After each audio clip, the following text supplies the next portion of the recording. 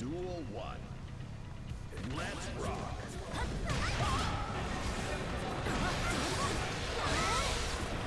Hello, hello.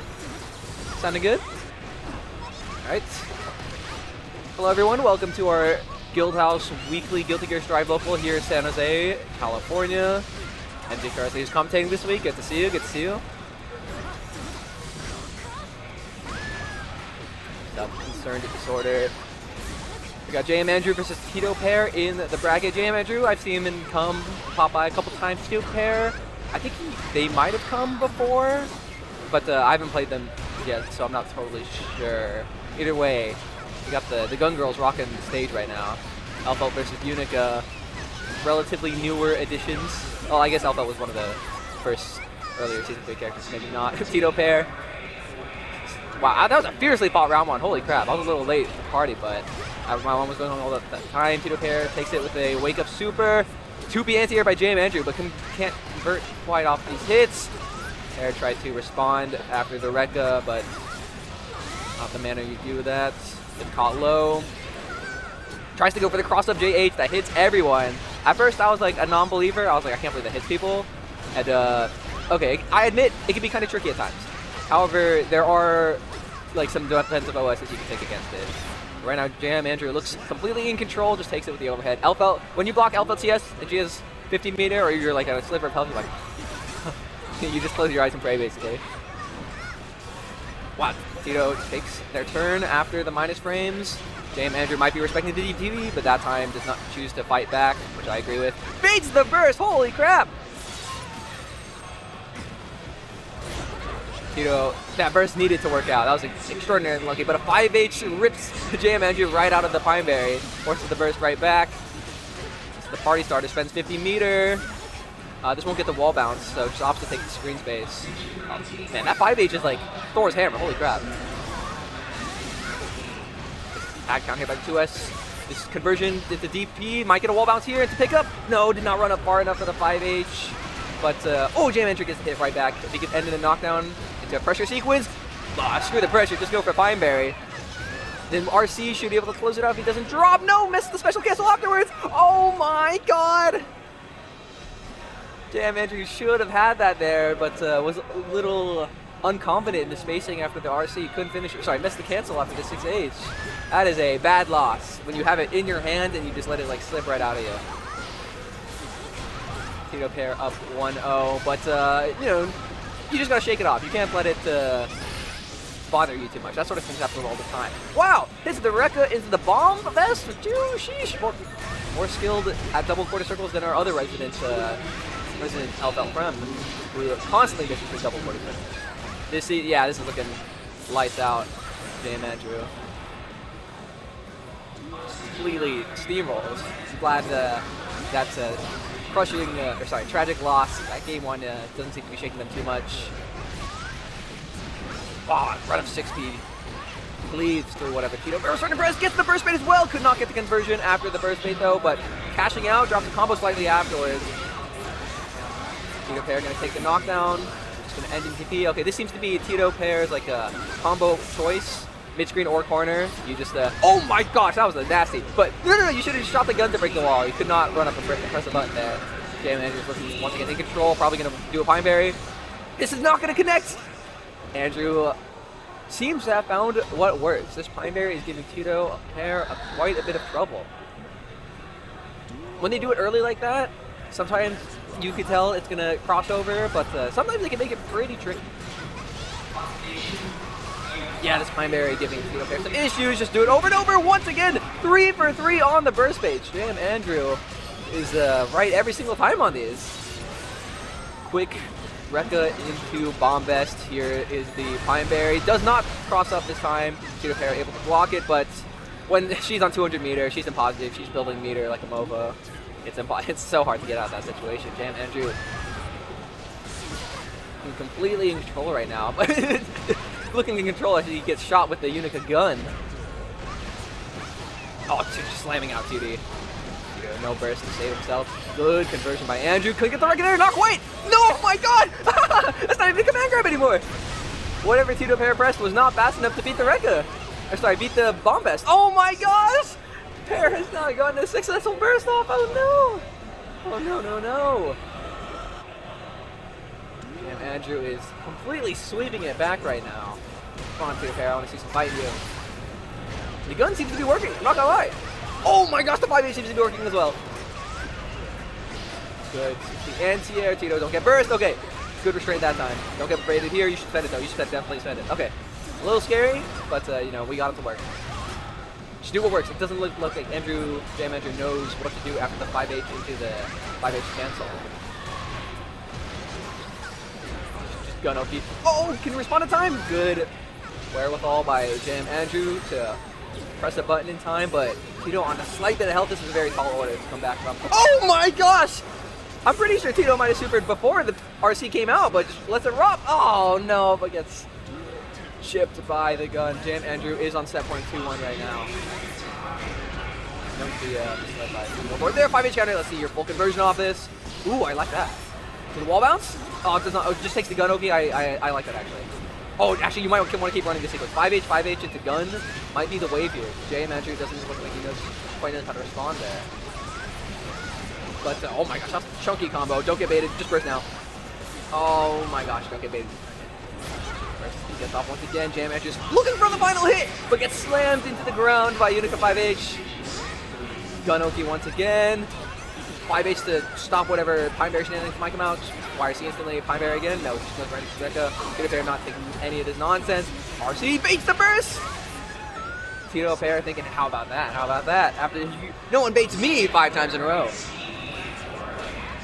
Tito fighting back, no burst on either side. A big starter hit will define how this final round, potential final round goes. Yeah, Andrew looks like he's taking the early lead. Tito Pair unable to make it his way out of the record pressure, but the 2P anti-air puts Jam Andrew in the corner. Jam Andrew tries the back throw. Spends RC to continue the pressure. Goes for the overhead, no conversion without counter hits. Oh no, that's supposed to be a gun cancel. That's supposed to be a gun cancel. Oh, just getting caught high, no meter to close it off, but one more connecting Pine Berry burst! No! Could not spend it in time. Perhaps the fear of like all the prior baited bursts made him a little antsy there. Sorry about that. And after that heartbreaking Game 1 loss, Jam Andrew seems to have recovered splendidly. Ran the sequences, mostly got the big conversions when they needed to. Broke the wall with bomb vest when necessary. Pretty solid LFL play overall. Found what worked and stuck to it. During pressure, looks like Tito Pair was not sure how to escape. Sorry about that. Was not sure how to escape LFL just stringing buttons into Rekka. The answer to that, if you're like most characters, is to 6P when you predict the Rekka is coming. Assuming it's after like a 2H or something, because that's the most like starter playbook LFL will try to do 2H because it advances into Rekka. But if it's 5H into Rekka, then you got like a different situation where you can't 6P there. You'll have to backdash instead, but it can be kind of tricky timing. And if they do, and during all that, you have to be aware that they could Pine Berry to steal a turn and catch you off guard.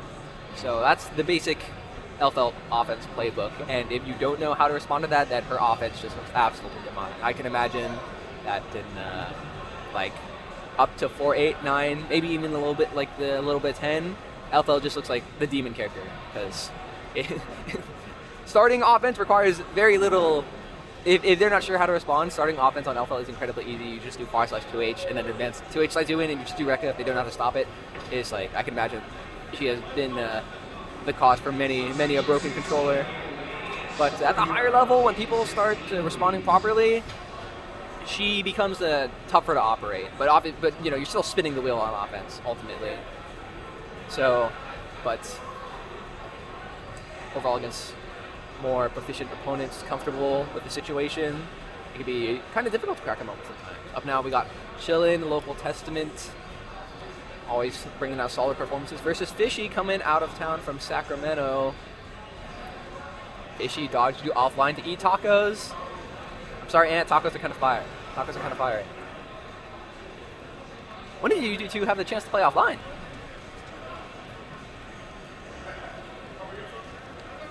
Anyway, good to see you, chat, Ants. Appreciate you popping by every week.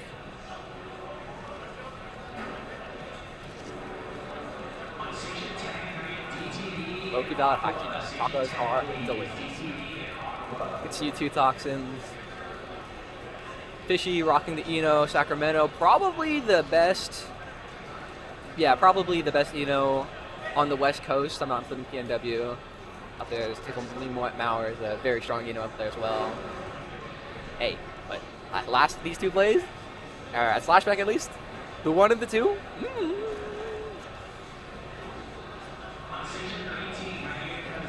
But yeah, Fishy's a pretty strong Eno. Strong performance. Actually, almost had like a legendary run at Slashback. Beat Tickle and Mauer in pools. Almost upset Apology Man to make it out of pools winner side. And the pools were larger this year, so in each of them is going to be like a proper killer. But couldn't quite close it out. But he's definitely capable of some strong performances. Could not convert off the 2E there. Yeah, burst at the guaranteed points. Wow, that is the interaction I would expect from the center matchup. Chillin tried to just humble basic game plan, throw a fireball. Just flies right over it. Smacks the counter hit. Hugely racked up for Fishy right now. Ooh, that was a tricky teleport. It's a full conversion. Oh my, that was a good burst. Bursting Chillin into the corner. That is. Whenever, RCs, I might as well just let it go control it. They're always going to do some wacko, nasty stuff. Fishy takes game one, but did have to spend the burst. So Chillin, pretty healthy burst lead going into this round. Oh my gosh, steal. Yeah, that move is the bane of my existence. I am so bad at reacting to it. No matter how hard I try to look for it, like the second I let my focus slip, then boom, Guard Crush plus in my face. JS into JD, cracks Chillin open. Fishy with a commanding lead right now. I think one more mix-up for sure will end the round.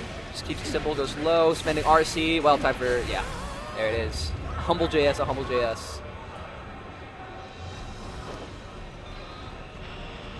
Will denied the Ant versus Fishy losers finals. SoCal Coliseum going to need athletes was. Obviously plenty of strong players down in SoCal as well. Tia steals with the MLA. Oh, I almost like that response for Chillin trying to get out. That's what any character with like a very deep hitting, like directly down what JH can do. When they jump and just come down with it, it'll beat a lot of 60s if they're not fast enough. But couldn't quite find the space to fight out afterwards. Oh my gosh, the Chemical Love just cleaves through the Grave Reaper. Things are looking pretty dire for Chillin. Fishy sitting on a lot of meter. Oh my gosh, they're spending it all. Chillin just getting out. I like that, but oh my, that was a very smart Chemical Love.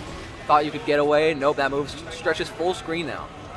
Or, almost full screen, but sorry, I'll be proper about it. It's basically full screen. Now, let's be real. Look at that. Sniped. Now you're stuck in the corner against Eno. This is why the wall was invented. Oh my gosh, the 2K went under the MLA. Chillin makes their way out. I like that. Set the stain. Oh wow, kind of stole a turn there. Oh, what's she cooking? Okay. I think that could have been JH, JD, or 2K, but Fishy just holds his ground. Doesn't think the JD is going to come out.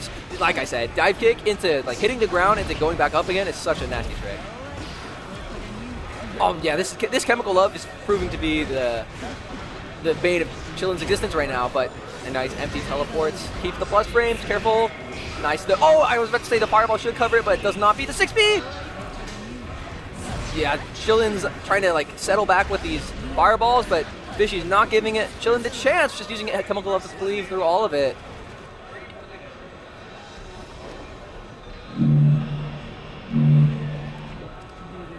Yeah, it looks like Fishy is looking really confident in his Chemical Love use, and it's not giving Chillin much room to navigate it. Like, you shoot a fireball. Yeah, I sense a bit of frustration coming from Chillin's side. It's like, man, that's my main tool. What am I supposed to do? And I kind of get that. Like, especially because it's one of the like anti-fireball tools that she could do in the air as well. Some anti-fireball tools are like relegated to ground only, like sliding moves. But even when you go to the air, could chase you there. Just a quick cover dash into Chemical Love and it'll hit you from high up. So this is giving Chillin a hard time how to go around it. I like that. Backdash BRC, that sort of trick has come into the meta in the past year or so. And it's really good. BRC is much more broken than any of us could ever imagine when the game came out. But could not quite execute it. Fishy right now on set points. Chemical Love is proving to be such a nightmare. Now you see Chillin just straight up running in, trying to anticipate it, but that's what Eno does. You run in thinking it's coming, and then you just get smacked by JS.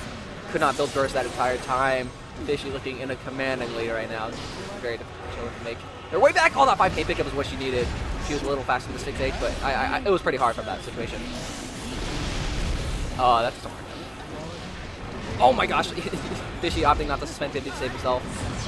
Oh wow, I like a little cross up there. It gets hit by the JKJD. Couldn't quite get the full conversion. Don't let her dive kick on you. Nice. Trapping her in the air. Fishy just wire singing out. Don't let her steal a turn. Oh, almost made their way out. Oh, good block in the low. Oh, but just gets the fireball out. Oh, I like that, but could not quite work out. But you gotta burst your way out of here. Don't get sniped by another Chemical Love. Safe. Oh, evades the note, evades the Chemical Love. Fishy trying to navigate as well. Wow, just once again, Breeze chilling, trying to approach. Just protects himself with the JS. Yeah, that looks pretty difficult. I'm not quite sure what the Testament playbook is there when Chemical Love can just cleave through all your, relatively slow, you generally, if you can, Testament wants to try to charge him to keep him there longer and have enhanced properties, but you just won't get a chance as long as they're looking for it and respond properly. And you can't do air fireball either because you just cleaves right to that. Yeah, I don't know. That looks pretty tricky. But for fighting games are a beautiful thing. You need to do everything you can to see what works. Even though obviously bad matches, I'm not going to say they're not, but it is your duty as a player to find the best options you can. And if you don't like any of them, then either suck it up or switch. That's basically how it works. Playing placement is fun. I love placement. The game is so sick. Every character feels super, super unique. If you like Guilty Gear because of unique characters and explode very different movesets where everyone has something different to offer, then you'll love BlazBlue. And I think the engine feels wonderful as well. Windsage versus Seri. Both of these attending regularly for the past several months to almost a year basically. Windsage rocking the Anji, and now the resident Anji of Guildhouse. Seri on the sole bad guy now. Only 2 sole bad guys left after Jonathan Tene is taking it easy right now on competing. I think a while ago he was, well actually also a couple weeks ago, I told him that Nago might be a good investment if he's having fun. I don't really know what he's rocking nowadays. Some of the newcomers here to Guildhouse, I say newcomers, they've been coming here for months. Seri, Flasco, all for straight up months on end, all they did was finish bracket and then just play each other in random casuals. They just random each other casuals, and they would just do that for a whole hour, and then it was time to back up the league. But I think being competent at a lot of characters is actually a really good ability to have, because then you have a baseline operation of how everyone works, how everyone feels to play, and especially what's difficult, what you find difficult. Because if you're playing a character and you're feeling a thing is difficult to pull off, or someone's doing something against you that you don't know how to answer, that means when you're fighting them, you can try to emulate that same thing if your character has the tools to. And basically, it's good to have a new perspective on how certain things are. Right now, Seri just dogging Sage on offense. This is the Seri. Oh, gets back there though. Oh my gosh, the 2D to whip punish on the 2S. I like that, just taking the side switch. Wow, I forget how far that move reaches. Gets caught. Switch counter hit. Oh yeah, just wake up parry. Okay, a lot of things happen right there. That's Ko, unfortunately, the side switch burst forced the side switch, but the parry just to make their way right out. This is indeed a safe jump, but you gotta be ready for the PRC that's gonna come. Or just take it simple with the red RC. No, a little early. Oh, I say a little bit early, but Seri clearly was patient there, thinking the throw might be coming. Oh, I like that jump out. Reading a command grab might be coming. That was good defensive rotation by Windsage. First represents back throw a couple times. One time it even failed, but that's okay. Next time we're gonna switch it up with a jump back instead. Should be able to get a full wall break here. Oh, I think Nagaya might have broken, or you could have just done JD. Baits the DB, but I hate that so much when you swing the far slash and it whips under them and you can't whip punish that. Oh, imagine trying to 6B Bannerbringer. That is a fool's errand, unfortunately. Seri taking it right back. A little cautious of the parry, but now Sage not representing it. Don't get little too antsy with the fish. That is a skill you need to develop when playing Anji. Have some restraints. on the fish when they have 50 meters to save themselves. Because of the situations that might happen. Okay, yeah. Jumping out against Seri is a difficult task, but... Oh my gosh, yeah, that is the oldest trick in the Anji playbook. Tried to bait the burst again. Seri not giving it. Good restraint on Seri, not giving it to Sage. Now going into this final round with a burst advantage instead of getting baited and losing. Oh, the spin startup gets blown up. Sage has no burst to work with, just gets the full conversion. Anji's a tanky character, even that's like that's 50% right there. Oh my gosh, gets hit again. Burst bait. Oh, drops the combo. I think that would have been a 2-hit game otherwise. Good back throw on the Fafnir. That is actually really, really good. That is something that is really useful to implement against Soul. Sometimes you just gotta look for the Fafnir. Because before, Soul's deal is that he didn't really have a good cancel to end with after like 2D and 5H. Where none of his specials really like leave him in a super good spot. Gunflame is super minus and he can jump over it. And everything else is sort of committal. But since they gave him Fafnir in Season 4, Souls are just like very happy to end on that. Like, sweet, a minus in your face where I can now RPS with like DP or 2K and also backdash BRC if they're capable of that. Wow, that was a beautiful DP bait there. Oh, this time Seri ready, answering with the CS at the 5K. That'll cover that. What am I saying? JD option by Anji. Another bait on the parry by Seri, gets cracked open. These throws are whiffing. Sage, you gotta reconsider when you want to press that. I had that issue against Seri for a long time, where it's like, surely now he's gonna run it and I can get the back throw. But you know, they stare you down and you feel like an idiot, right? Oh my gosh! Follows the butterfly with the Kara hop. I like that. It's a cute trick. Tries to bait the DP. The trade could not convert off it. Wow, good covering. Sage covering themselves. What's that Ko? The Ko lose? I can't believe it. Oh my gosh, Seri just gets the side switch. Now, Sage is, I was about to say, a little cautious with the parry, but I like that. Using parry in between strings is actually much stronger than using on wake up. I think that's the nature of reversal in general. Actually, using them in between strings is much less predictable and much harder to answer. That's something Seri loves doing, actually. He'll mash DP after CS, he'll mash it after 2K if it's not gapless. Anji's 2K duties is actually gapless, so can't quite implement that trick here. DP's after the safe jump. It's like, why am I even bothering that? Safe jump to bait the DP just for them to DP after anyway. Baits the parry successfully. Sage right on a couple of these, but wrong on several others. Seri looking to get the lead here. Couldn't quite build 50, but gonna with this. Could spend Wild Assault whenever here. Right when I say he might spend it, just those CS one up throw instead. That's actually a pretty powerful tactic when they're worried about so many other ways that like someone might crack you open with resource usage, Wild Assault, Beta Revolver, RC or something like that. Sometimes they're mentally overloaded. You can just crack them open with the CS run throw, especially when the pressure's high. Yeah, using 5B, I love that from Seri, and does the successful OS with a 2-hit 5K. Yeah, Seri in a dominating position. But Anji, a lot of things have to go right for this recovery to go well, but that's step one. Backdash on the command throw, gets the side switch. Might just consider, you want to break the wall here just to get possible. Oh, just spends 100, good job baiting it out. Forces the meter as well, blocks the 5D! Nice punish, nice punish. No, you have to spend RC to cover yourself there! Sage could not react in time. Oh, I almost saw the vision, But Seri now on set points. Oh, that is the worst way you want to start the potential last round. He's able to get this wall break from a counter and far slash. I wonder, I wonder what the, barring Wild Assault usage, I wonder what percentage of the cast can break off counter and far slash. Could not get the clean hit, but oh my, that is one of Seri's favorite tricks. Like a lot of cheesy. Oh wait, the burst. Guess the side switch, I like that. Oh, you need this to break. Ooh, I've never actually seen that route. Couldn't get the Fujin afterwards. Seri, can you get simple? 100 meter. Guess I'll spend super. Oh. Okay, I see why Seri opted to not break there. Because, sorry, Sage opted to not break there. Because she was on low health. Did not feel confident in winning soul neutral with 100 bar. But Seri successfully just, every time he had 100, use super. Which I respect. I respect that. Just guarantee your way out, no shenanigans. You get to spend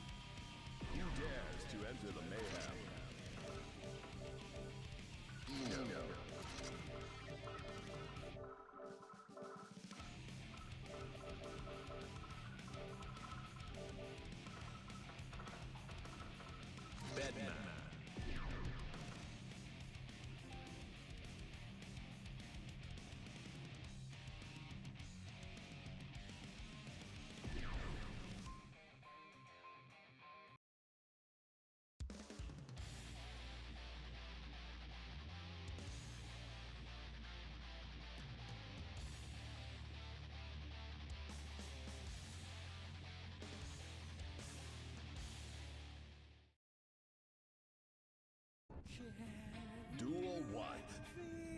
Let's rock.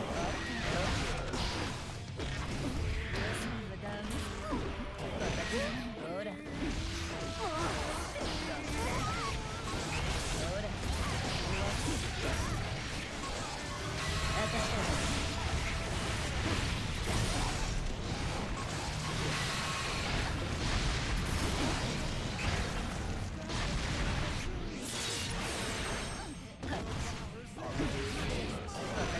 我慢しなくていい。ほ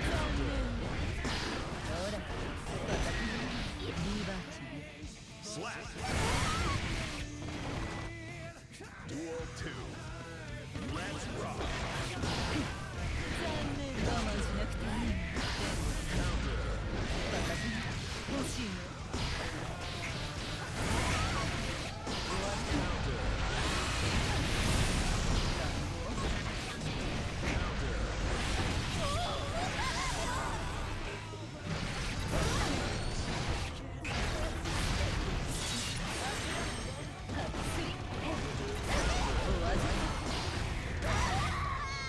Slap.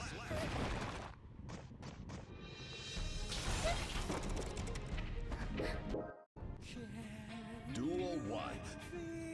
Let's どこ rock. で見る。こっちがおるせ。こっちがおる。もっと上手に。こっちがおる。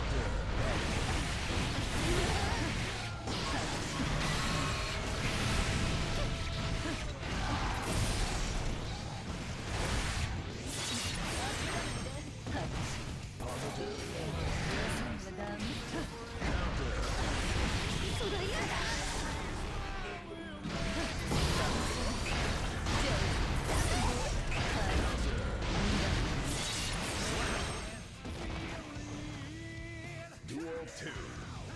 Let's rock.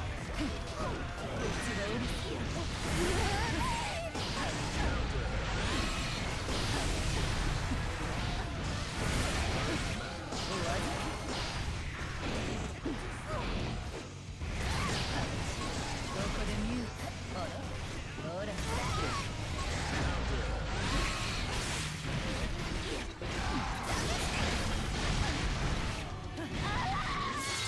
Slap.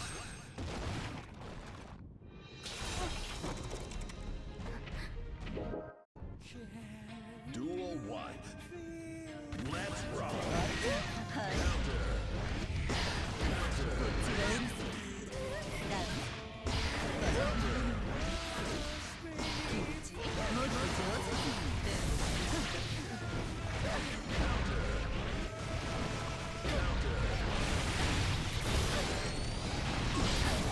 こっちがおるせ。ほら。どう？こっちが。どう？我慢しなくていい。こっちがおるせ。さんがダメ。お願いそれだけは。はい。リバーチ。Slap. Duel 2. Let's は rock. じけたい。終わって感じ。気持ちいい。ダメ。ダメ。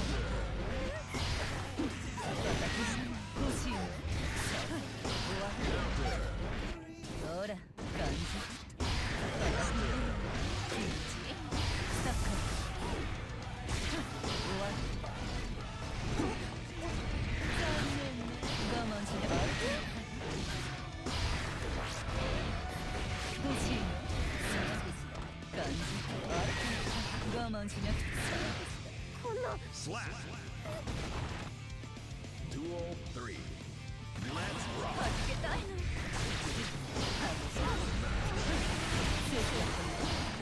はじけたいの。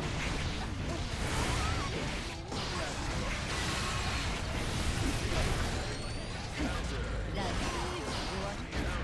あるか終わった。こっちが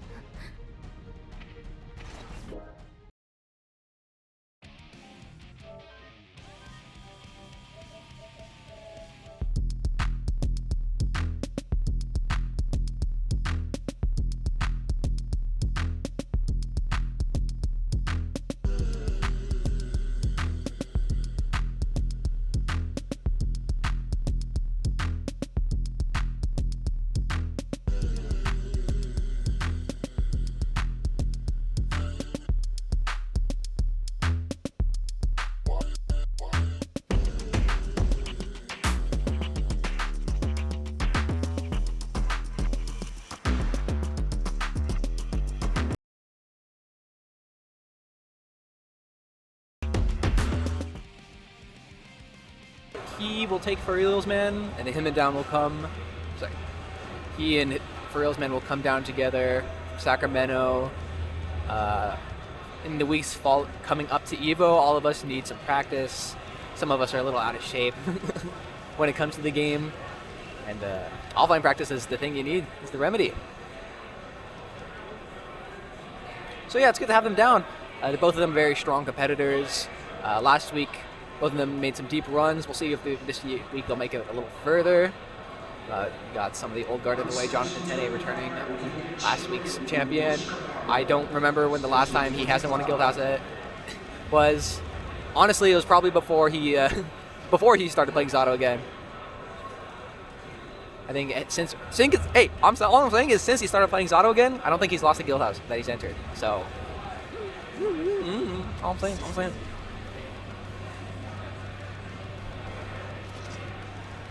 Draken, once again, regular every week, rocking the Sin. Used to be OG. Originally made Kai for the longest time, but right now just running through the Kiss family. I know he has a Unica in his pocket as well, because I saw it last week.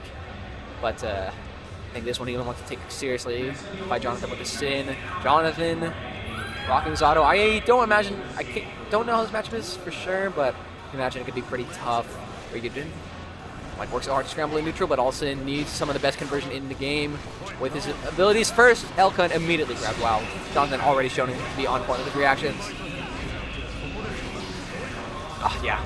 Dude, Invite Hell is bad, allegedly, and the numbers make it seem the way, but goddamn, do I have a hard time dealing with it. Where he sets it all the way back there. It takes active for a million years, and then he's just looking for you to jump the whole time. So I know it's kind of tough, but personally I have some difficulty dealing with it. Catches him low. More of this will kill here. You force a burst out of Jonathan, and late especially. Late burst is pretty useful, because now going into this round, you have a huge burst advantage. Draken opts to disengage round start. I feel like Sin has better option to scrap there, so you might want to test his luck a little bit there. Yeah, suppose staring you down in the face. I'm not sure if you're able to respond to that if you know it's coming and he's going straight to it. I gotta ask him after that. Strings right into Zunvoid, seals off the burst, rebuilt Eddie Gage, now he just gets run. Dude, I'm so sick of this. No matter how bad Zato is, Zunvoid into just running with unfuckwithable, barring deflect stuff. It's come on, man. I'm so over it because we have Jonathan here.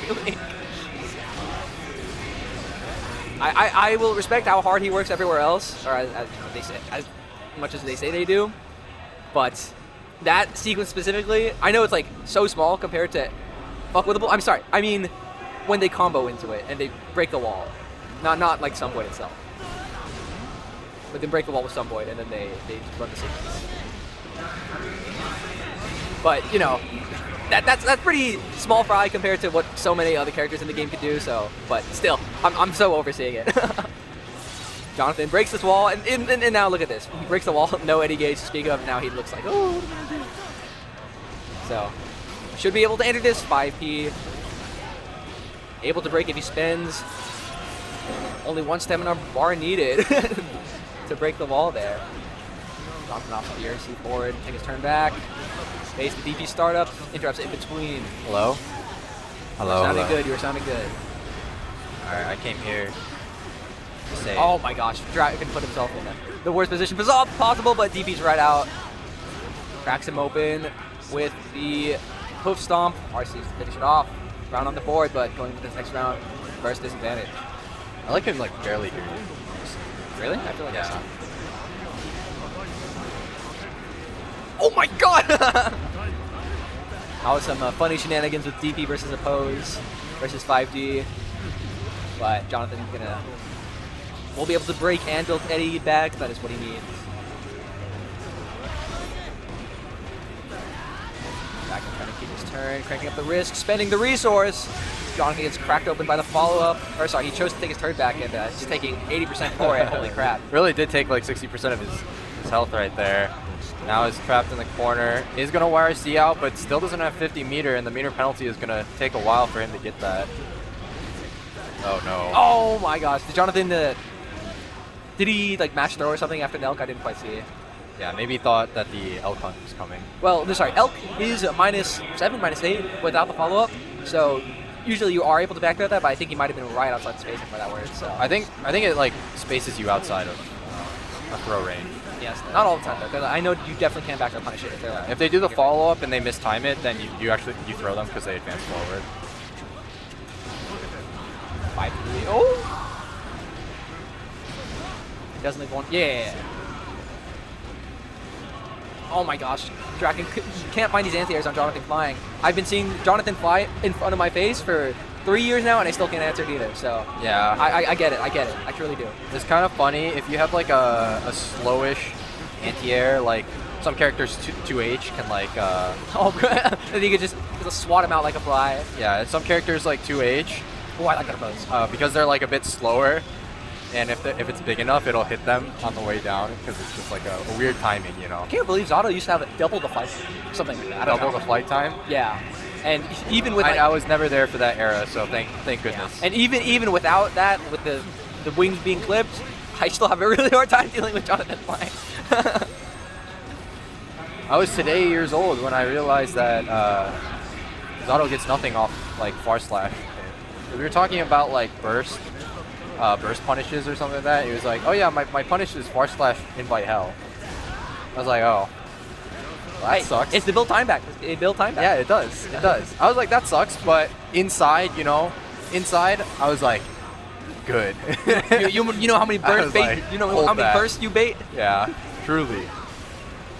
Oh my gosh, I don't know what that delay was, but Draken on a sliver of life, able to get the hit. Will be able to. Oh, I don't know if he was able to break, but maybe just opted not to get a bigger hit in. Bro. Jonathan, I thought he might have been considering YRC, but does not quite do it. DP anti instead of 6P. Bro, yeah.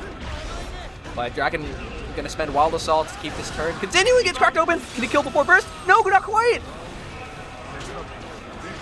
But all one hit is all Draken needs, but Jonathan just swats him out of the sky. Yeah. Really good job by Draken there, just like rotating his resources. It felt like he was on like Jonathan forever. Yeah, but almost made the comeback. The wall break denied the comeback chance.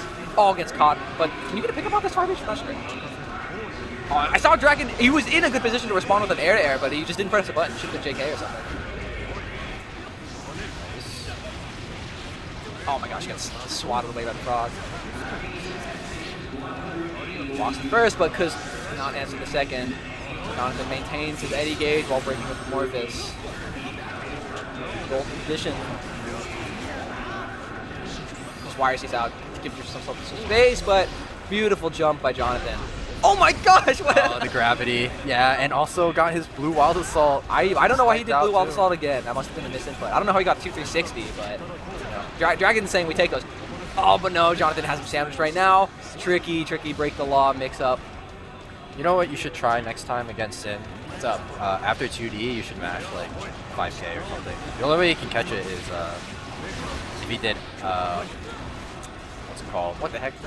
Hard call. This one? First bait there. This one? Yeah, beat driver, but that's his driver. That's his primary way to stay safe.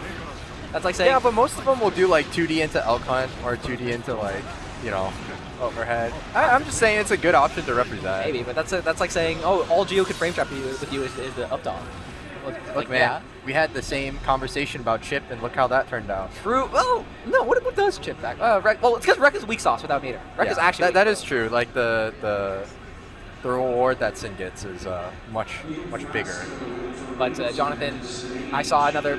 I don't know if I was about to ask if Zato hard called out a burst. Zato never has the hard call out a burst. Let's be real.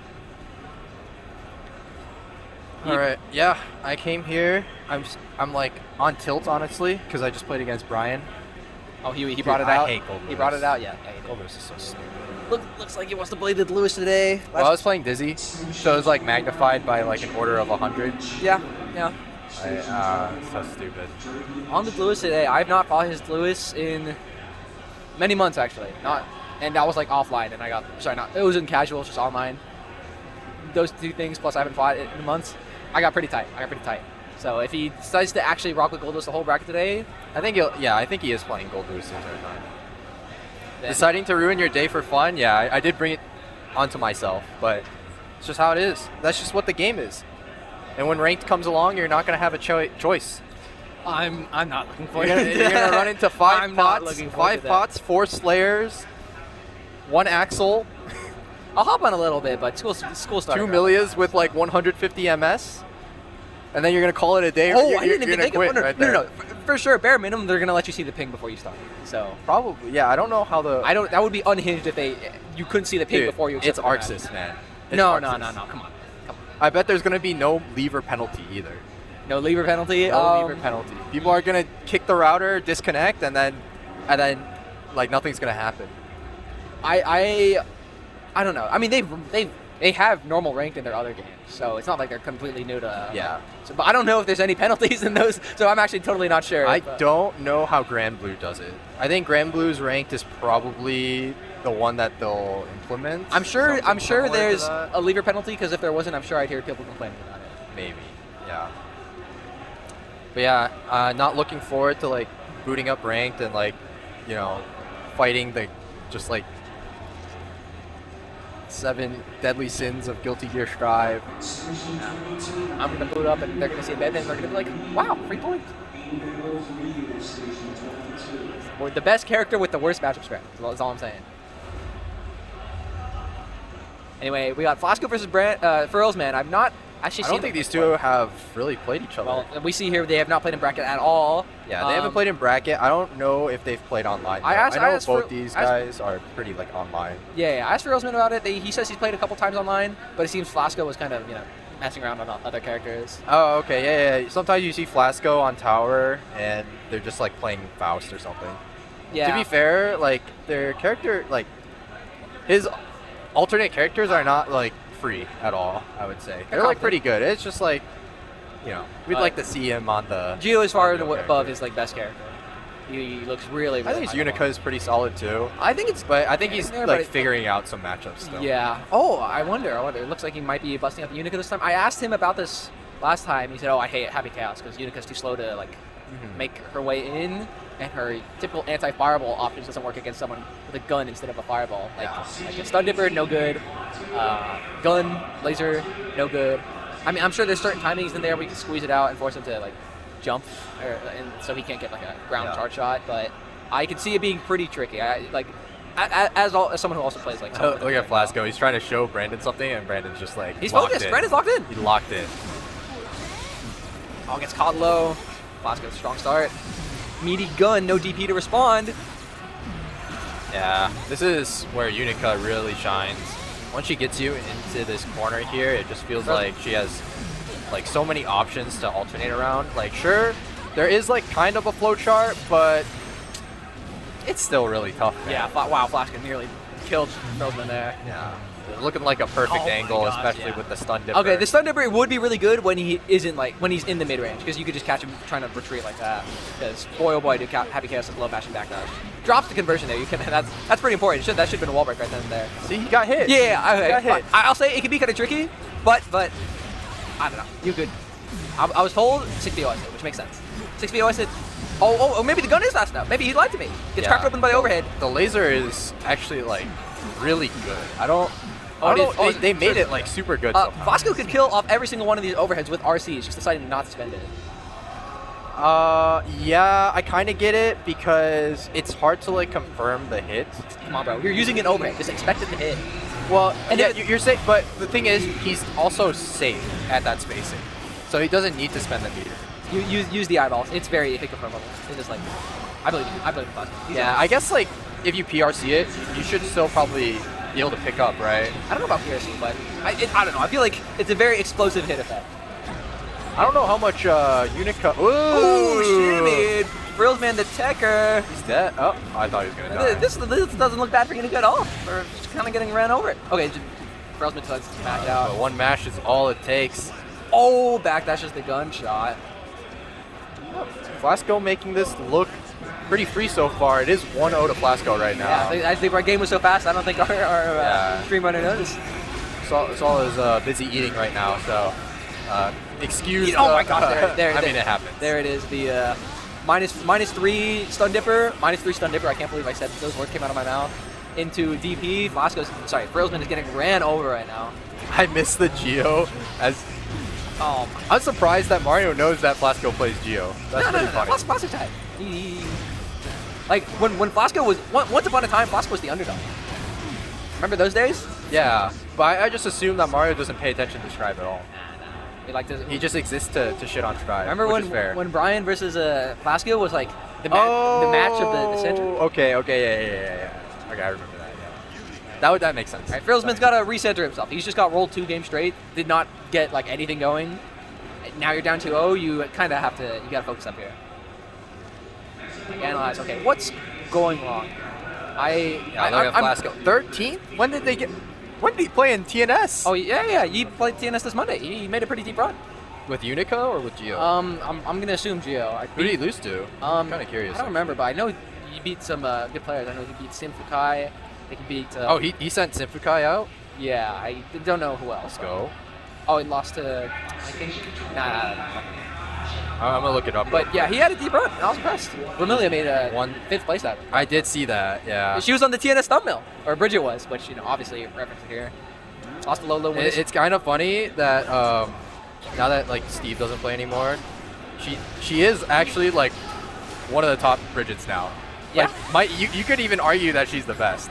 I think it's stiff competition. Riley. Does Riley still play? No. No. Oh. I haven't seen them enter anything. Right. And then there's Dig in New York, I guess, but Dig also doesn't really enter anything either, so it's kind of hard to say. Yeah, anyway, what the? Come on, Frails, man. Why are you on Ran? Why are you on Ran? This might work out for a game or two, but if he makes the full comeback, to be fair, it's also winners. I So guess. if he feels confident in the losers, I mean, I guess, but here's like, I don't know. I guess the idea is on Ram, it doesn't matter who you are. Good with punish on the 5H, but Happy Chaos is a strong character. Still one of this, pretty up there in terms of character strength. So I feel like switching is kind of taking the I don't know, the easy way out, but also, if you have multiple tools in your pocket, I guess no shame in using it. okay, so Flasco lost to Lolo and Test Your Luck. Yeah. That's a lot. Yeah. Honestly, he could have beat both those players. Well, I don't know. Problem is, we don't have any Nagos. I don't know how much he's played against Nago. Dude, I have not fought that character in I haven't fought that character online. I haven't fought them offline in quite literally 365 days, maybe more. That character is, dude. What is it with these top 5 characters that just no one plays? I think Nago's still top 5, no? That's always been a NorCal thing. We just don't have certain. No, even online he's really not popular. Maybe Nago? Maybe all the Nagos went to Slayers. I think that's what happened actually. Yeah, maybe. They took a page out of Varix's book and were like, Slayer. It's like for real like Slayer? No. He was. Was it last patch or 3.75? I think it was 3.75 or 3.2, whatever you want to call it. He actually was playing like Slayer. So score is 2-1 last one. Hasn't been in the DeMarco mines. I don't know. Look, Majima's my boy, but I don't know if that's the practice you really want against. Oh my gosh. Okay. Super. That's something I realized is a pretty good against Unica. Her cancel options, none of them are gapless off the 2S cancel. I believe. Yeah. So if you more often than not, they're going to just end in stun dipper to be safe, or like the overhead.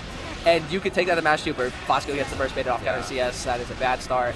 Maybe this matchup is pretty bad for you because what I've heard, I mean, it's Ram without Valentine. Who are we kidding? It is Ram. Who are we kidding? Oh, yeah, it's a good 2S to catch Should it. be it, yeah. Wow. Okay. Well, I might have to eat my shorts here. I said I didn't believe in the Frillsman switch, but he just as quickly as Flasco went up 2-0, Frillsman has tied it up. All right, is he going to switch? Oh, okay. Now we're getting serious. What do you think of this? I think Gio has the tools to whip punish. Sorry, I don't mean the matchup. I mean like switching game 5. I think in this case that makes sense. You think it makes sense? With the character he has. Would you have preferred for them to switch on game 4? No. No? Well, I don't know. I think there's an argument either way because sometimes games just don't go your way, right? Yeah. And you're like, okay, sometimes maybe I just got ran over and it's not really a character. Yeah, but the problem with that is that game 5, it's like your betting Geo's it not warm. Yeah. It's not warm, but also they're not warm against fighting it, right? So Yeah. I think there's something to game fight system. I think in this case, the Unica got absolutely demolished. He was so comfortable against the Chaos. Not even comfortable, he just ran him over, but could not respond to any of the... Oh, look at that is why you switch to Geo. Look at the glorious whip punch by Glasgow. My whiff punish is so nice. Dash 5K. Dash 5K. Yeah. Okay, I'll give him props, but also Geo's like, oh gosh, I'm so freaking nice at whip punishing when you like teleport across the screen. I'm like, Yeah, truly it is kind of broken. oh my What god! was that? The All two right. okay, Brandon should have gone absolutely nuked there. yeah, but if you're Frillsman, you take those. Mess up the safe jump there. Oh my gosh, just backdash is out of range. Keep it. I miss when you could sort of pseudo RPS after CS with like 6P and they could blow it up with 6H, but at least you could respond to CS sword toss. Now they just do 2S 5H sword and there's like literally nothing you can do. I definitely prefer old Ram's pressure more. I feel like it was more interactable, to be fair. Couldn't quite get the whip punish. But nowadays it's just like, or there was like more ways to like kind of like outplay it. I feel like nowadays you're just guessing on when they're gonna do like S sword or rock.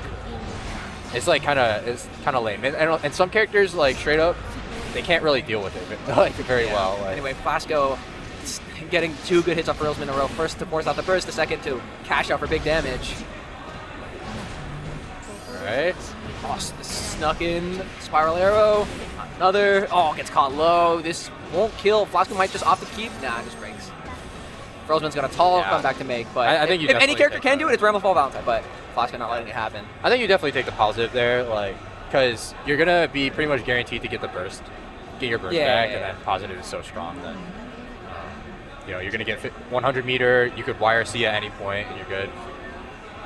Right, I'm up on stage again. Wish me luck. I think I'm up against Fishy. I beat him last week, but that character gives me a lot of problems sometimes, especially if they're smart with the chemical love use. So make sure to keep an eye on that. What's up, Remilia? Congrats on. What's up? I have to play wired because my controller's about to run out of battery. I see. Congrats on your top 8 finish at TNS on Monday. Good stuff. Kind of crazy that you beat SQ's Ram. Isn't that matchup like pretty bad?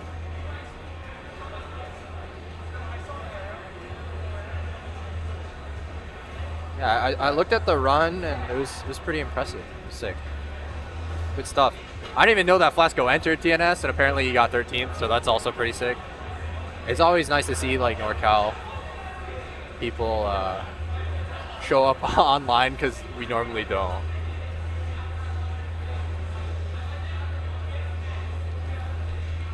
All right, anyway, we got Brone versus Fishy. These two played last week, and Brone kind of took, I think it was like 3-1, but it was pretty convincing.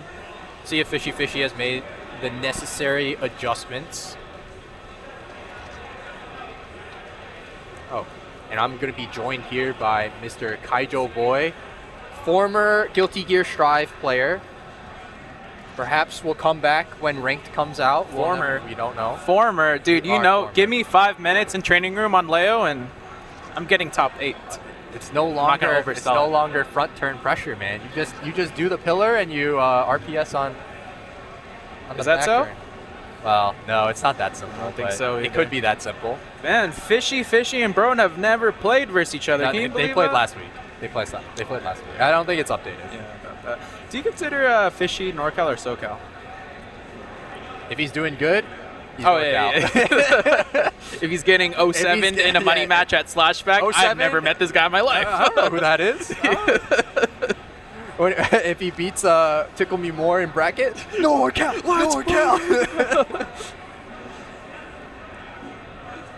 Funny how things work. Funny It how that really worked is. out. Dude, he actually almost beat Beneath too. It was kind of crazy. It was like game 5. You know, sometimes I'm not sure either because I remember at certain events, it would be like NorCal or SoCal that's kind of like cheering for and claiming Fishy, which I'm not saying which side he should be on, right? Yeah. But he is from Sacramento. Yeah. And he goes to school in SoCal. So it's like, hey, I think it's up to him to pick his allegiance. Yeah. I wonder Can't be on both what sides. he would consider. I'm sure. I mean, Hayden considers himself NorCal, right? So Yeah. So I would. I mean, maybe Fishy does consider himself SoCal then. Is that the draft right now? We'll trade Avian for Fishy, and 2 first-round picks in the 2027 Strive draft. All right, Fishy, quick first round going over to him. This matchup is, I feel like Bedman has the tools to keep Ino out because, if you stay in the air, I don't think she can respond to the aerial movement all too much, right? Yeah. But, dude, if you get tagged by Ino as Bedman, Yeah, you're just going through the wall. And just going through positive, just like this situation. I will say, though, Bedman does have some privilege. His 2P is really good against Ino's pressure because it hits her hover dash as well. Oh, it goes that high? Yeah, it goes Damn. high enough to hit her hover dash, so maybe we'll see it. And also, that just nuked Fishy. He does have 100 bar, though. Do you see Fishy's Twitter tag? He's put his whole social security number there. That's crazy. I'm trying to decipher what that is. What is 1, 2, 3, 4, 5, 6? For sure ain't his birthday. Yeah, no, I don't know. Just need a security code of his credit card, and He we just got took everything his ready. fist and smashed it on the numpad. And it was like, yeah, that's it. Brone making this even. No burst, though. You're going to have to hold this, Brone, straight to the corner. No break, though. Keeps him in the corner. Oh. Double dash. Mario Kart double dash to break the wall. Man, that just sniped him out the air. Fuzzy mash, but nothing to come from it. Fishy, 100-meter, locked and ready to go. Diving in, goes high. Good block from Brone. Goes low, still good block. 100 meters is gone. I don't think this should be enough, though. Yeah, just keep him in the corner. Brone does find the corner throw. It is no longer your turn, Fishy, and you're at a meter. You do have burst, though. Oh boy. Yeah, the scramble into the grab. This is going to finish off the round. Fishy, all right, taking game 1. Looking pretty good in doing so. Wasn't really subjected to the bedman pressure. Man, Brone is cooked. Fishy is singing and dancing, and Yeah, he's on locked something in. right now. Yeah, what is he listening to? I don't know. Reminds me of Hungry Box at the Big House, though, when he was rapping. I don't know if you ever saw that. He's like No, I rapping against didn't. his opponent. It's like really funny. It's like the first hit that Fishy gets on Brone each round. He just starts crying like, I did it. That was an old one. That was like back in like 2014. It was like the Big House, and it was funny because apparently he was listening to Kanye West. Yeah. Then. So you didn't see him like rapping while he's winning. Saying all the words, right? Every single lyric. All the words. When he gets the rest, he's like super hyped. Absolutely. Brone going low here, forcing the burst out of Fishy, and I agree with that. You have 100 meter on deck to make a comeback here. Not even a comeback. Brone didn't even have that much health. I don't think this should kill, though, even with the wall splat. Yeah, look at that one kill. And I like that. Go for the reset. Fishy looking pretty good.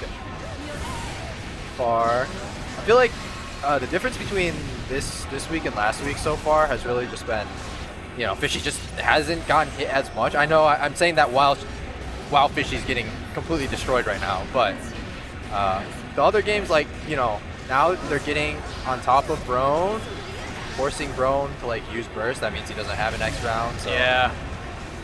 I was sniping out. Oh my goodness, that did like 20%. Well, that's awkward. Yeah, and that's gonna go to opposite side.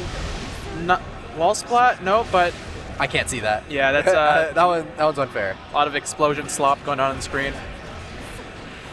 But Fishy did manage to get the burst, and as you can see, dude, this is crazy that it goes through the wall. Yeah, I gotta say, Brone's not really representing anything to make Fishy not hold forward, right?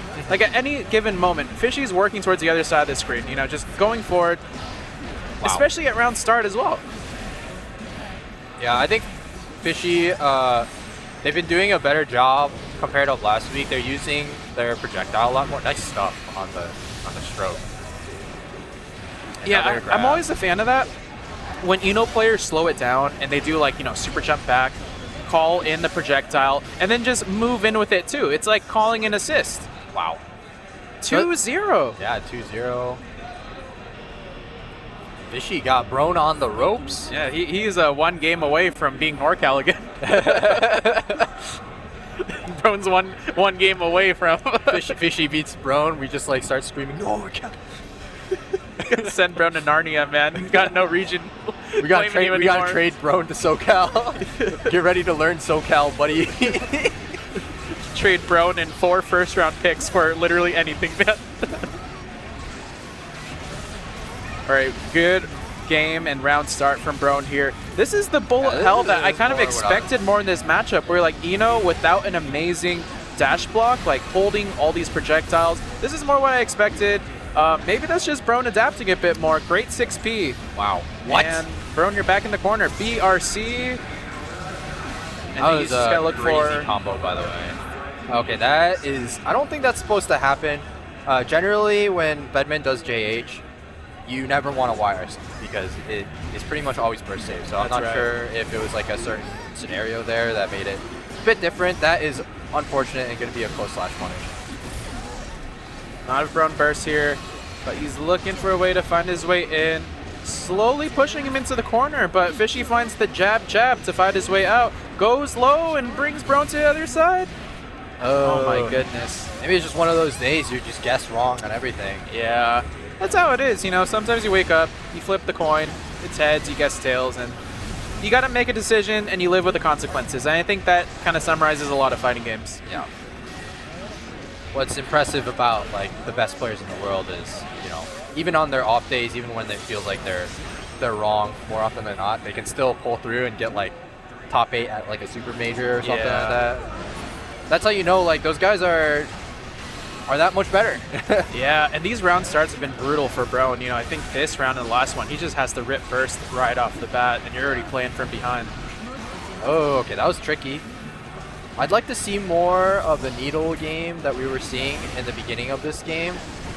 But Brone is still like willing to go in and fight. I mean, it's working out for him right now. Oh man, and the tap dust to not close the round, but get him one step closer. YRC again. YRC on the JH. Dude, Enos will do anything but block, man. That's what I'm saying. Oh no, he's gonna get him again. Which way? He's going now. He's going. He is going. No, even if he gets hit here, he is going to be able to go back to neutral. Yeah, I which is think nice. Brone should just like super jump away, look for that 50. Oh, he's staying grounded. He's staying grounded. Oh, Fishy just needs one opening, and that's this is gonna tax so much of his meter as well. Fishy, you need to keep FDing. No, man. I feel like if Fishy just like was patient. Oh God, was patient there, and like FD'd the rest of install, you have 50 meter and you can just like send it. I mean, you still have to avoid the projectiles. Yeah. Fishy's chilling. He's still dancing and singing and stuff. And I don't think he's going to change the song until Game 5 if he doesn't close out here. Now, one thing that I never see a lot of people do against Bedman is challenge his JS after like spin knockdown. That is one of the points of interaction that like so many people just let him get away with. You can actually 6P JS no matter what. And how they beat that is they have to do JK, which makes their pressure that much worse, right? Yeah. JS, blocking JS is terrible. And you know what? Bedman's been... Oh, yeah, bro. Now you're cooked, my man. See ya. Oh, not yet. Not yet. Oh, back throw incident. I know, but just rip the super. Just rip the super, man. Fishy just ripped the super. There you go, buddy. And yeah, Bedman's like one of those characters you do have to know. You kind of have to do a little bit of homework to play against Bedman well, but people still haven't. And you know, one, because it's not a popular character, but Bedman's been out long enough where the whole like, oh, I don't know what this character does is like not an excuse anymore. I'll say this: I see way more Bedman than Nagoriyuki. Is there that many these days in Tower? Or like May. Yeah, I feel like Bedman. People say he's an unpopular character, but I swear I see them. I see a lot of them, to be honest. Are you challenging people in Tower, or are your people challenging you?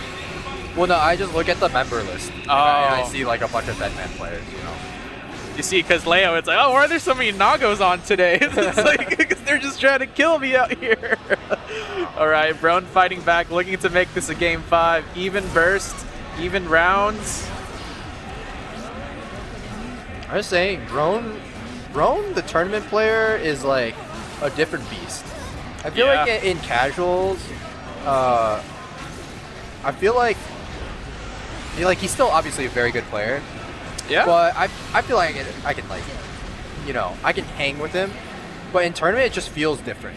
you know, the few times I've entered the tournament and have played him, Yeah. it just feels like he's like that much more locked in, and then you're like, all right, I think got it, you know? he really ascended at Genesis, the one 2 years ago. yeah. But it's like also, I feel like just as a tournament player, he just like locks in.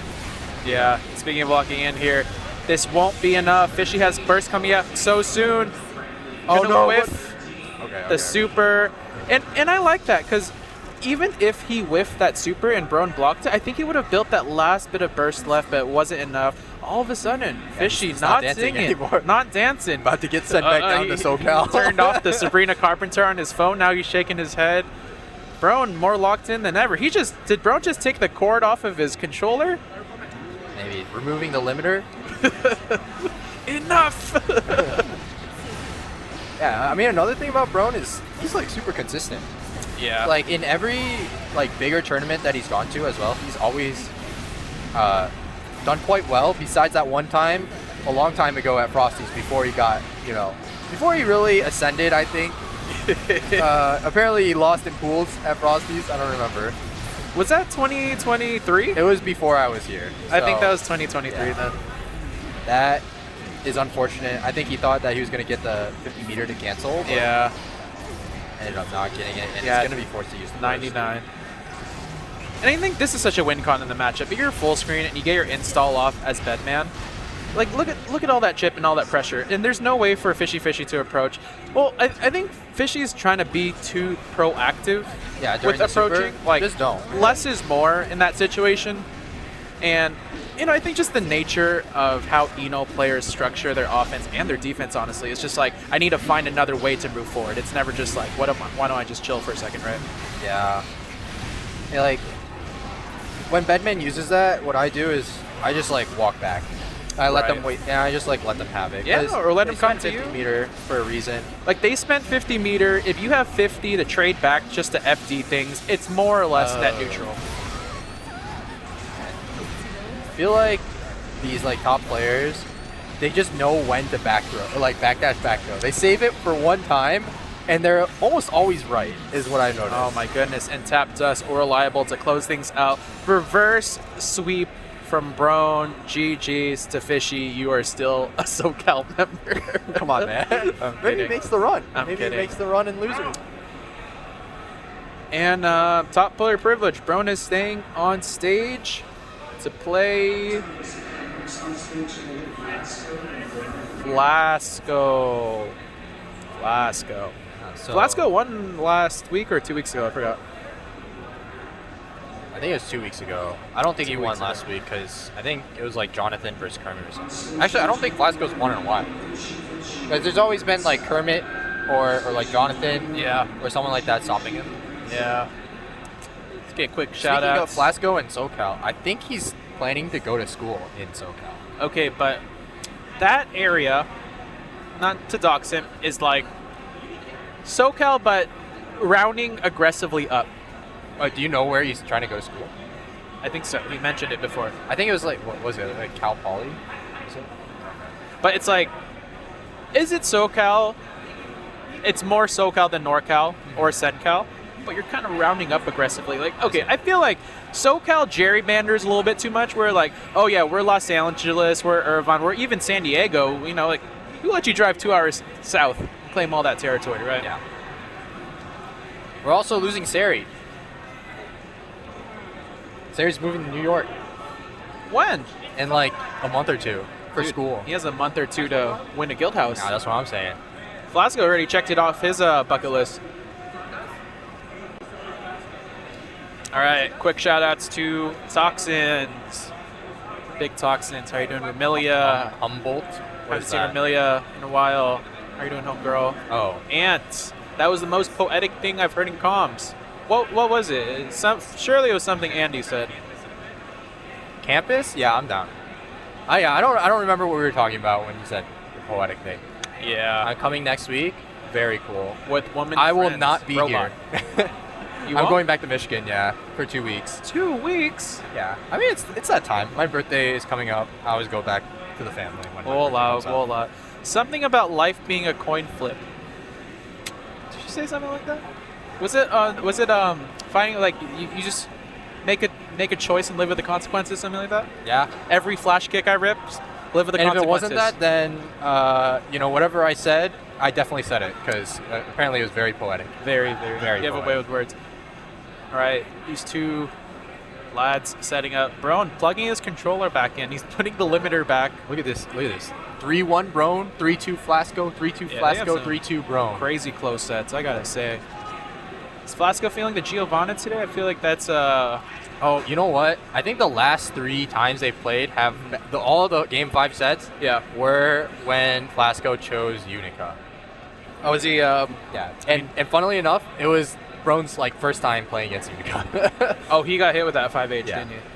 I think so. Well, yeah. Okay, 5H is a funny button, but it's actually kind of hard to land, I think, as Unica. Are you sure? Unless like you know that they're like swinging into Is it. it meant to be like a counter poke? I remember I saw the hitbox on it, and it was like an MS Paint hitbox Yeah, where yeah, it just yeah. A counter. red squares Yeah. on red squares on red squares. I think it is a counter poke, but I'm saying like as a anti-air, it's actually pretty hard to hit.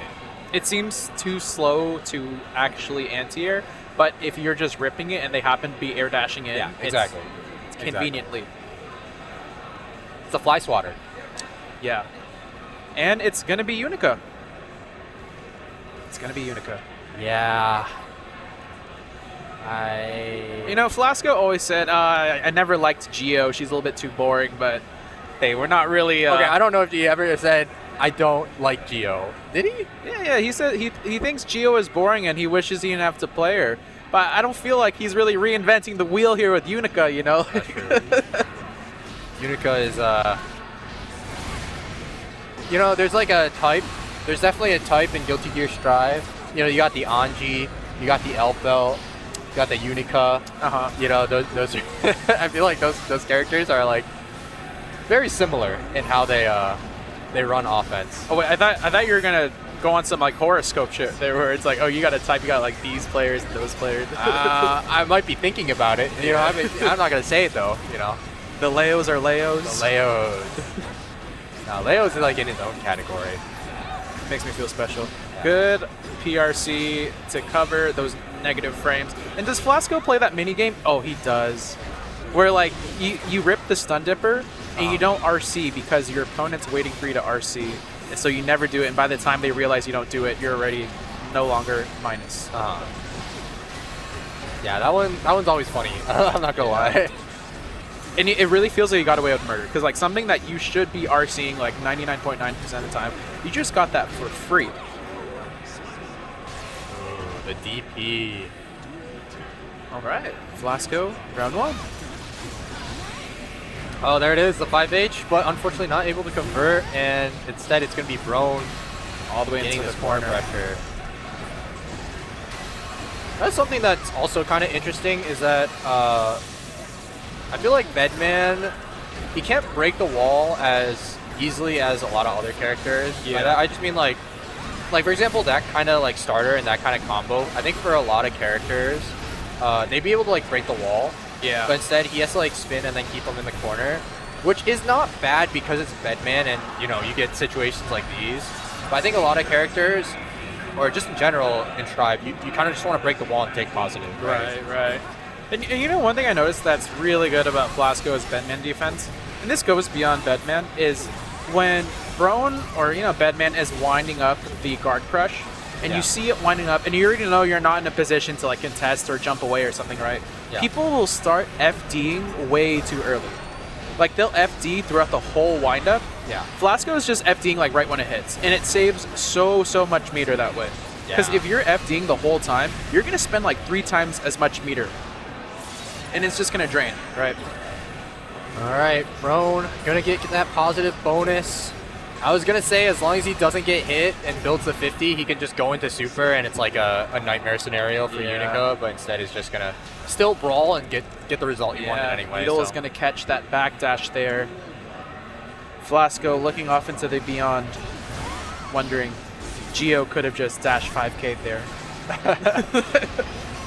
Yeah, I do wonder what the justification is to pick Unica. I mean, I'm sure right now it's just like, oh, hey, I like playing Unica. Yeah. Even though Geo might be better in certain matchups, that is unfortunate. Okay, I do think if you play a character that doesn't have a fireball or doesn't have like a invuln wake up, it's pretty nice to have one. And I think he's just reaping the benefits and feeling the privilege. You're saying, I like having DP. Yeah. Like, you know, Flasco got a taste of what having a DP is, having a fireball. He's like, you know, I think I like it on this side. Grass is greener. Yeah, good dash blocking in from Flasco. Super patient. Finding his opening with the 6P there. Oh, spends, Nice. but that YRC is going to get blocked, and this should be a kill. That's actually a huge comeback from Flasco. There you go.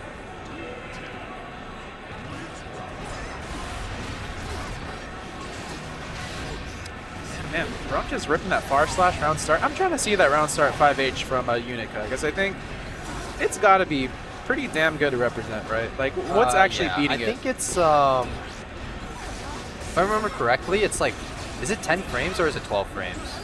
Or maybe I'm just wrong on build count. Yeah. But the thing is, like, you like walk back 5H a lot of times. It, like we said, it's like a counter poke, so. Charge Dust beats it. All right, buddy. This guy knows his charge dust routes out here. What Axel players have to do to. Wow, great 2K to challenge that pressure there. Run up overhead, that's going to be punished. Not too much damage, though. Yeah, that overhead is like minus double digits, so. It can be spaced safely, but Flasco is straight up point blank in front of Brone there. No, not the red one. Not the red one? Yeah, the red one is like minus double digits. You should almost always get like a close slash punish, I think. Yeah. The blue one is definitely a spacing thing. Yeah. Okay, And- so you know why? Yeah. I think the round start 5H on Unica is so good because it's akin to May, right? And the thing I remember is so annoying about May is round start, if you rip the 5H and you're just a little bit too slow to whiff punish it, you're getting 6P. You're getting another 5H. You know, I don't know if hers recovers faster than May's, but I just remembered it was such a pain in the ass to whiff punish those big 5H buttons.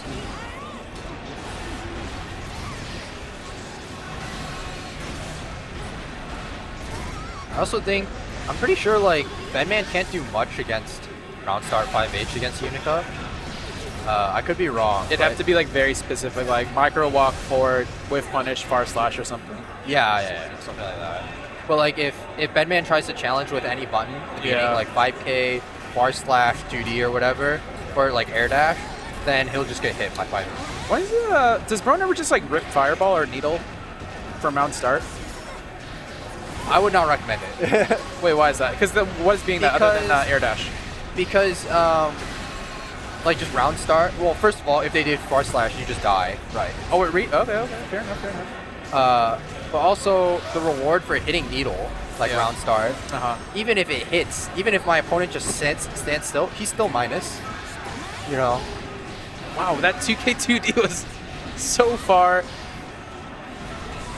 All right, Flasco's gonna find the burst there, but you are in chip range. Nice. And it wasn't even a needle; it was Wild Assault, bringing Brone to a 2-1. Unica 5H is 10 frames, so I was right. Okay. I remember it being kind of ridiculous on the startup. Oh yeah, dude, Brone just diving from the top. Trade and burst. Oh, convergence. Oh my goodness. Gonna keep him in the corner there. Oh my goodness. This is kind of a speedrun kind of round. Yeah, it's looking really good for Brone so far. Does have the install as well, so yeah. Just one last needle. Yeah, and Unica not as mobile as a lot of other characters, so when Bedman gets going, it is a struggle. Man, that delayed timing is getting so much mileage for Brone here. Flasco charging in. Flasco has done a good job at like, he's gotten his fair share of 6P, like the non-delayed version, but you know, Brone just presses that JD. No, like I'm saying, man, they just know when to backdash, back throw, and this is gonna be it. This is so much damage, yeah. And Brone going to be able to take it 3-1. And you know, 3-1, you know, that's not a bad score. Not a get bad score. 3-0, but like considering that Brone and Flasco go 3-2 more often than not, Well, considering way that more often than Flasco not. beats Brone like a good amount of the time, probably. Is that so? What was when the 3-2 from July 09? Was that Geo? No, Like Unica? like I said, I think the last couple ones have been Unica, but when he was on Geo, honestly, Brone was dooming about Geo back then. Yeah. Flasco Seri, the classic. This is the true battle for who gets to be This is a NorCal. true battle. I'll let Brone take my spot because I've been asked to go to Campus Burger. You want anything? I'm good, man. I had Tasty Pot before coming. You got what? Tasty pot?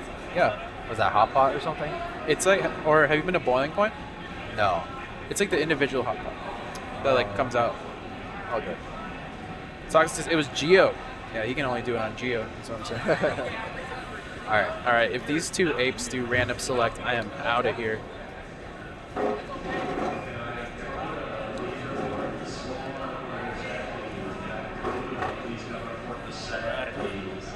Is it bad that I always root for Brone? Not at all, not at all. And honestly, I know you're from somewhere Midwest, but closest thing to honorary NorCal I can think of.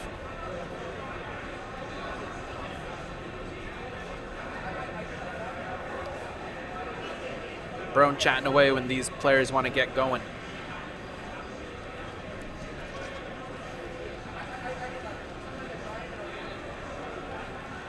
All right, let's see. Seri has actually been, you know, for the longest time, I think it was pretty close. Then Flasco started winning more, but looking at the record, Seri's been winning these past few weeks. Is it bad to always root for Brone? I don't know. You might want to choose other Man, this guy comes here, sits down, just looks for his name in the Twitch chat. people.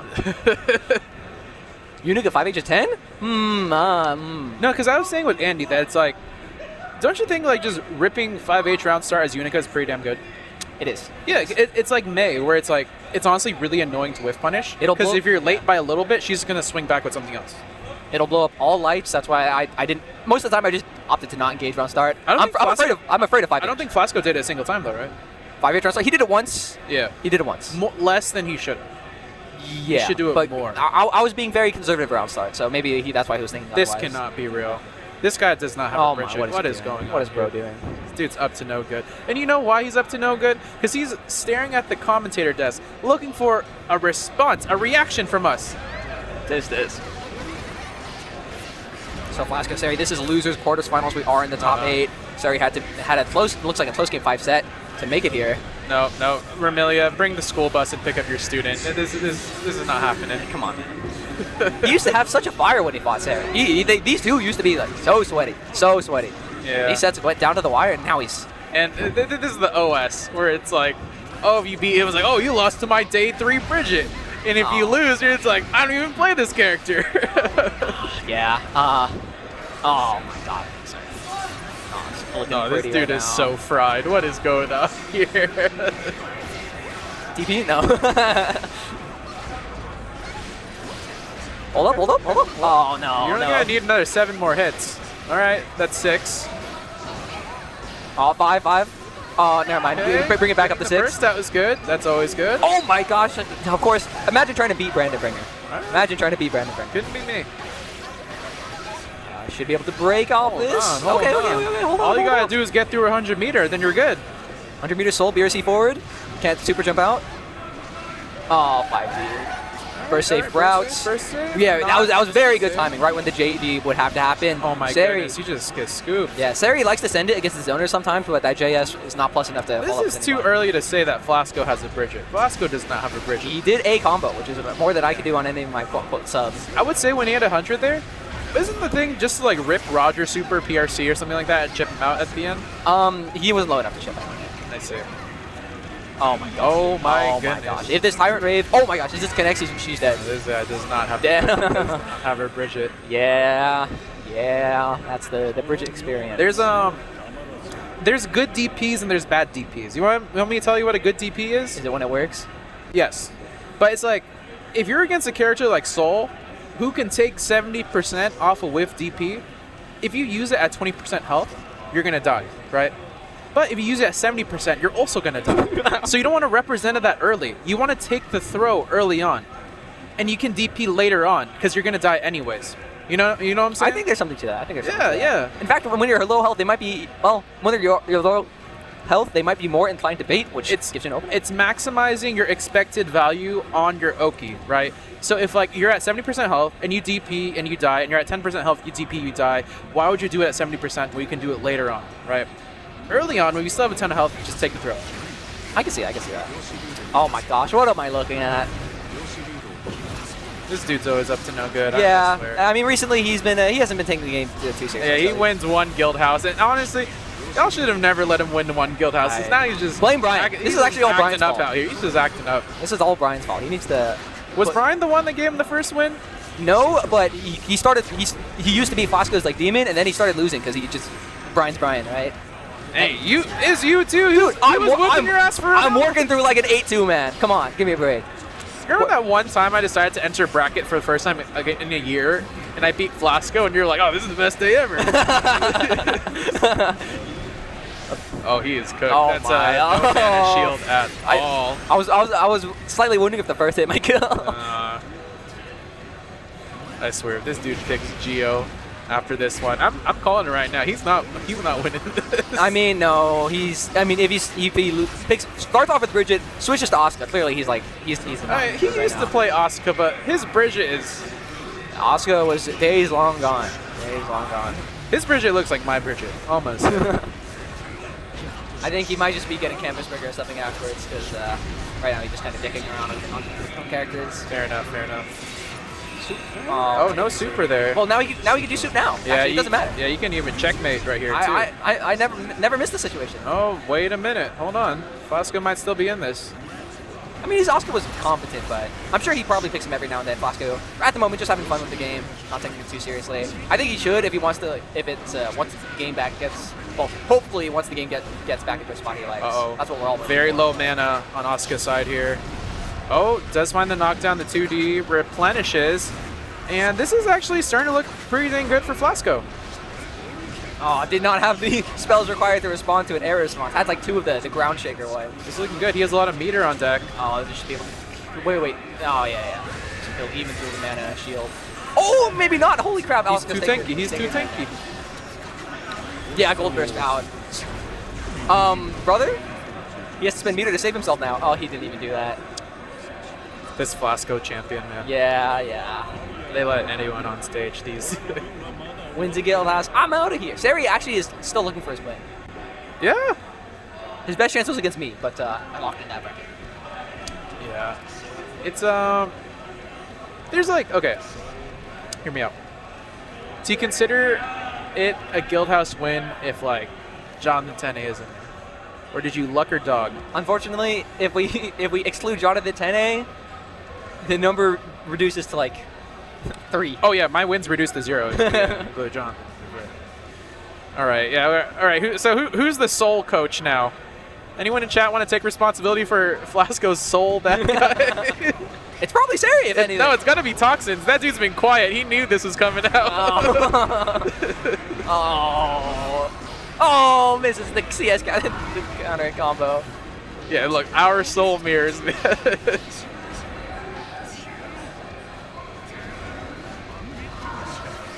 No way punish.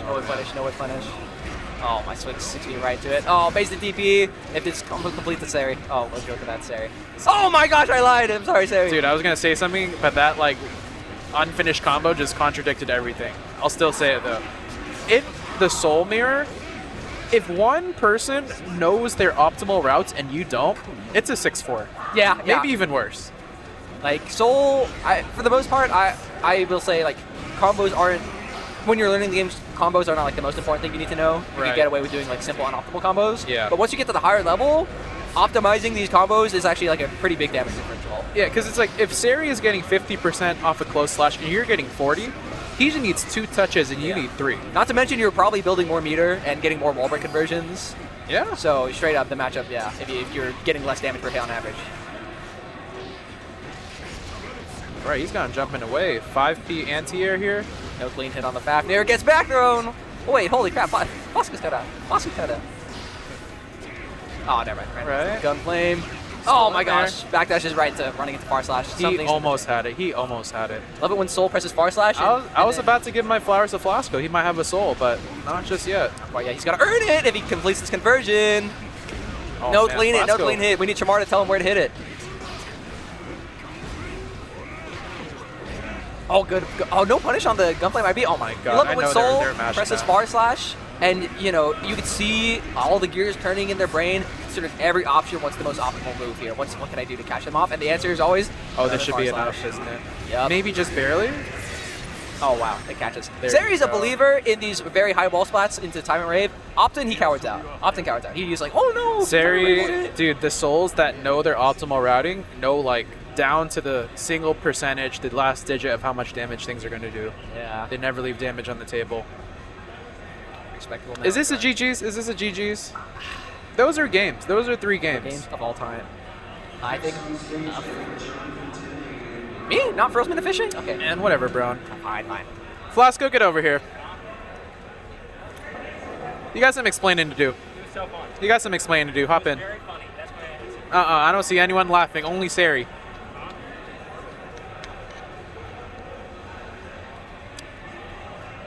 All right.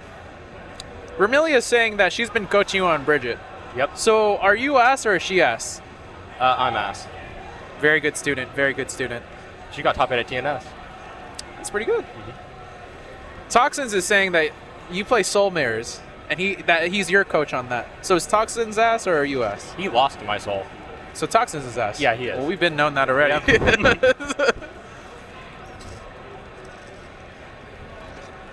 All right. What are you playing these days? Are you Unica full time, or are you just messing around against Seri, or I don't even know what I'm playing. I'm playing like that question mark character in the middle? That's what you're playing, aren't basically. I played Jacko today. you? Did you play Jacko? Yep. Against who? Ryu. Just trying to have fun with different characters. Okay. Who can't you play right now? Axel. You can't play Axel? Axel, Chip, and my Eno is not great. How's your Leo? I can play Leo. You can play Leo? I can do 2K, 6K, HTB. Can you now? I can. Not bad, not bad, not bad. This Jonathan Tene guy pulled out Leo during like loser semis at Frosty Faustings 2023. That dude couldn't even 6K flash kick yet. So that means you can do whatever you want. Yep. All right, we're going into this here. How much Zato homework have you done? I know you play a bit of Zato. I can play him a decent amount. I can't play Eddie neutral, but I can do most of the setups. Yeah. So that's the thing about Jonathan Zato is like I feel like a lot of the people that are started coming to Guildhouse in the past, let's say half a year, 1 year or so, they don't know this matchup as much just because there's no more Zatos, right? But back when Jonathan was still playing Zato full time, like people are just a lot more familiar with the matchup, and it just makes the character look so strong now. So no one really knows what's going on with Zato. Yeah, he's definitely a matchup check nowadays. Before he used to be pretty common. Yeah. All right, this Ant guy says, Axel is so easy, you spam 2P and bully Seri and Tower. I think you got your character for the next time you guys play on stage. You have to pay me to play Axel. Do you? Oh, Guildhouse will pay you for getting top 3. Is that not enough? Not Axel. Do you not find, I feel like you like those big damage. Like if someone whiffs a DP. I like playing Bridget. You like playing Bridget? That character's so fun. Why don't you run her all 3 games then? I would just swap the character for fun. I want to see what would work. All right, fair enough, fair enough. I got O-code, so. You did. I was talking about that where it's like a DP, whiffing a DP at 70% health is the same as whiffing it at like 10% health. You're dying either way. Basically. I did not think the jab would DP or be safe against Bridget DP. Yeah.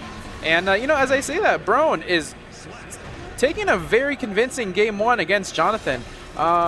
It's been the past 2 games they played gone to game 5. Brone knows the Zato matchup. Jonathan knows the Bedman matchup. Let's see where this goes. Wow, great air jab to kill the frog there. Gets the throw as well. No Eddie, no burst. This is looking kind of free for Brone right now. What do you think? Yeah. This is no resources, Zato versus Bedman pressure. Yeah. Oh my god, yeah, and this is like the same medicine that Zato gives people where like you air stall, you look for the 6P to whiff, and then you just slam down on them, right? Brone did exactly that. Jonathan, I hope you know how it feels now. And man, this has been free. 3 rounds? Really? It's been 3? Oh my goodness. Yeah. It's like you just sat down and suddenly Brone's halfway through.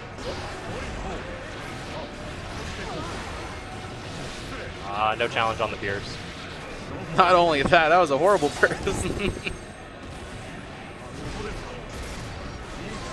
All right, I wish Brone pressed the lead a bit more there with Zato with no Eddie. I guess he had meter though. But I do feel like that's a pretty common occurrence against characters that heavily rely on a resource such as, Zato and Eddie, Ram, and swords. Is like when they don't have Eddie or Ram, both her swords on the ground, a lot of players, they don't really like press that lead. They're still kind of like holding back. But I feel like in those situations, you really just got to push your chips in a little bit faster. Definitely, especially a lot more against Zato. Ram, I can somewhat understand due to her K normals. Yeah, like, you still have 5K, 2K, 6P and stuff, but there are angles to be a bit more aggressive. Yes. Brone gonna burst here, probably not gonna get it back for the rest of this game. That was such a delayed air hover there. Finds the hit, gets the counter hit too. No conversion there. What is this triangle jumping that's going on? Backdash? No, it does not. Oh, and he's just a little bit too far that the far slash does not connect. But no Eddie, but he has 50 and burst. Brone finds the back throw. Jonathan, astonished, looking at the commentators to see if we're seeing on the same screen as he is. Finds his way out. And that should be good. I like that deflect shield that Brone did. It was a good timing where like it pushed Zato back a bit so that the frog didn't hit him in the end. That was really smart. And if you know you're not going to get your burst back and you have 50 left, is like let that deflect shield rip, right?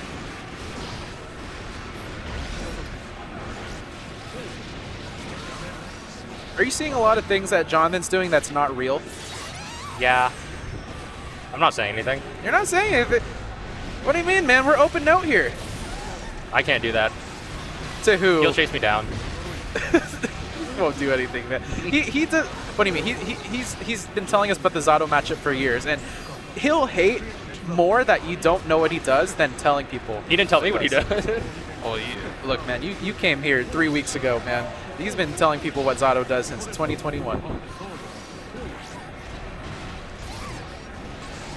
All right, Brone switching sides, keeping Jonathan in the corner, finding the far slash. Good air-to-air. Jonathan gets the air throw or the back throw, forcing out the YRC. Brone still had burst. Things are going well for him. I think maybe he should have bursted instead of YRC there, but he has the momentum. Just need one more needle to close this out. The jabs clashing. What is Bedman's 2P again? 4 frames? 5 frames. 5 frames. Does that mean Jonathan just didn't believe in it and stopped mashing? Because they were clashing a couple times. I think what happened was Zato's 2P has to extend after a little bit, so I think he hit the earlier frames where 2P wasn't full extended. I see. It's like you play the character. Almost. Almost. Almost. This is going to get a wall break here. Not actually. Wow. Maybe just a little bit too far away. Super patient from Brone. Sticking out the 2K to try to kill Eddie, but does get counter hit.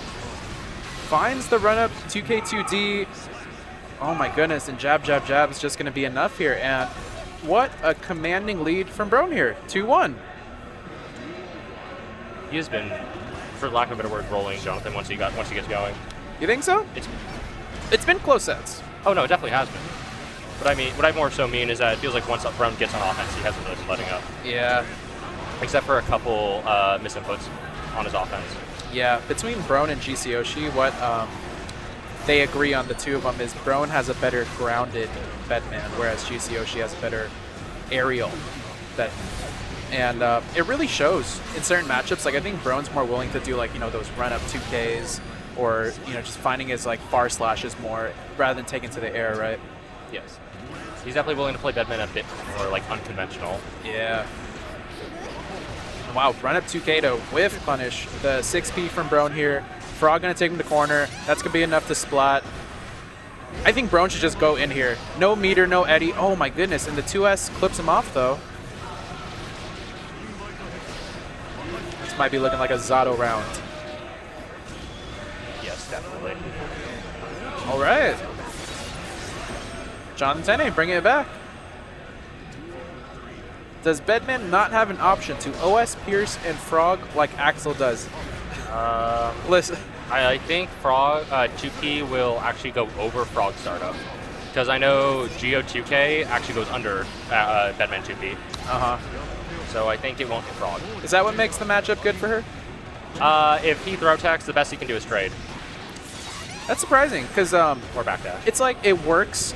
It like benefits him in a lot of matchups, and it is negative in a lot because like you're saying how Geo can go under that 2P, right? And I learned earlier that the Bedman 2P can actually hit Eno in the air. When Brone was playing Fishy's Eno earlier. That's So when I found that, I was like, wait, this might be a great matchup for Bedman. And we're going to Game 5. Yeah, the past 2 times these boys have played, it has been a Game 5, so we're going to look at another one. Jonathan has won all of them, though. Seeing if Brone can break the record here. When's the last time you won Guildhouse? It was like 2 weeks ago, right? Maybe 3? 2 weeks. Who was in Grands with you? Just Brone. Just Brone. Just Brone. So sorry. Yeah, not a good player, just Brone. It's Bedman. It's Bedman Geo. I feel ya. I can't take credit for that one. I got news today. Seri might be leaving in a month or 2, and we need him to get his win before he gets shipped off. I really need to see this Seri win. I mean, you sure helped him today with that, I'm not going to lie. But no, I think the best case scenario for a Seri win is if he meets Brone in Grands, winner or loser side. Yes. He is currently trying to figure out how to deal with Brone. A lot. With Bedman or? I think he understands Bedman. I think what happened was Brone kind of just started punishing him for his habits, and he just hasn't changed. Yeah. That's how he plays. You know what's unfortunate sometimes? It's like, you know, the couple days before the Guildhouse, you're like, oh yeah, maybe I should figure out that Bedman matchup, work on beating Brone, and you show up and like your round 2 is Apho, and you're like, alright. Well, it's like whack-a-mole, man. You just can't handle it all. Gone for like, what, 2 months to play Street Fighter? Hey, you know who he plays in Street Fighter? I have no idea. He plays JP. He's still playing Strive, let's be honest. He would play JP. Yeah. He just said he wanted to cast spells. He's like, boy, do I have a character for you. Yep.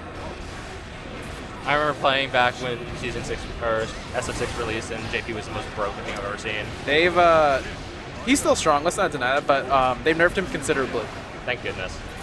But like he went from boss character to a high tier. You know what I mean? Basically. All right, and yeah, Brone that takes is super convincing. Brone, Game 5, sending Jonathan Tene losers, and I think this should have Brone and Grands as well. Big smile from Brone's face. This is what I'm talking about. If Seri can beat Jonathan, today's his day. Yeah, definitely. Today's his day. I wonder if Tene is going to be playing Zato, though, into Seri. Oh yeah, he's gonna play Zato. He's been playing Zato full time? He's been having fun on Zato. That's what matters. That's what fair. matters. Is the Ram arc finally over? Ram was like the work character. You know, like, you know, you wake up, you go to work, you gotta put your night shirt on, right? But on the days that you stay home, just wear whatever you want, and that's Zato. Glad he's having fun. I'm having fun too. Yeah. Oh, Brian coming on stage with the Otto shirt. Do you know Otto? I do. We went to her concert together the other day together. Oh, really? There was one recently? In San Jose. It was like literally down the street from here. Yay. This was on Sundays. I didn't know. Yeah, dude, I have the same shirt. Had we known, we could have been little twinsies today. You know, a lot of Geos actually are really big fans of Auto, surprisingly. Yeah, I was in the crowd. They were all they could talk about is Geo. It was crazy. That's all they talk about. Yeah. Auto fans and Geo fans are, like, as you know, the same. Same circle of the Venn diagram, even. Yep. All right, Not just overlap, it's complete. Same circle. Yep. Should have went. I should have. All right, on stage we got For Reals Man. Have you played For Reals Man before? I played it today. Oh, did you? Did you win or lose? I won. How was his Happy Chaos? You know Happy Chaos, or? His Happy Chaos. How's his Happy Chaos? It's good. He played Happy Chaos, right? Yes, he tried playing too much neutral. Is that so? Yep. He could have thrown Curse and 3-0'd me. He did not do that. Yeah. The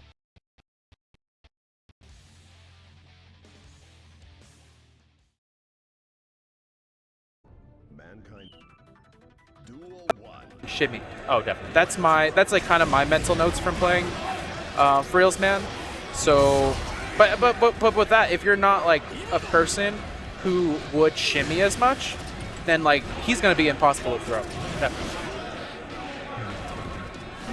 I remember I was playing him. I just kind of like walked up to him, waited half a second, was like, There you go. all you gotta do. Especially on Geo, man. You get a good shimmy off on Geo, and you're just Game's murdering over. that character. Game's over. Brandon is a shimmy victim. Toxins, you're seeing the vision. Oh my goodness. Did he block that cross up? That was same side. That was same side? That or cross protection. That must have been it. That must have been a cross up protection. Round one going to Apho here. Good 6P to call out the jump in there. Gonna bring him to the corner with the splat as well, and momentum completely in For Real's man's favor.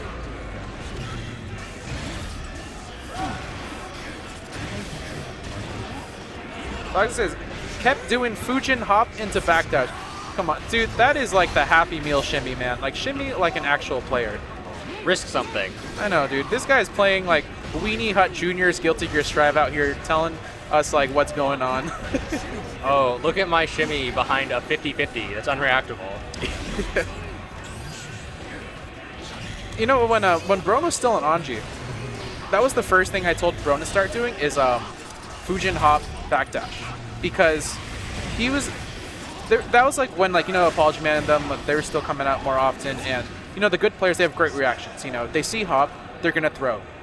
So it's like target their reactions. If they react fast, do something that targets those fast reactions. So I think hop Fujin works on like even the best players. I'm pretty sure Toxin did it against Jack on stage a few months ago. He close lashed him on stage. Oh, he did a lot on of things. defense. Yes. No, that's I feel like that type of like awkward timing is what it takes to beat a lot of these high-level players, right? Because they're really good at defending and playing against like the script. Like you're gonna do this, you're gonna slightly delay it to catch me like doing a fuzzy mash.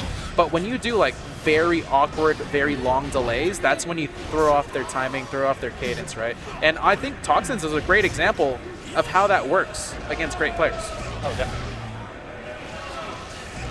Definitely, in my opinion, a mark of a good player is definitely like a really strong like player one. That's on defense. Yeah.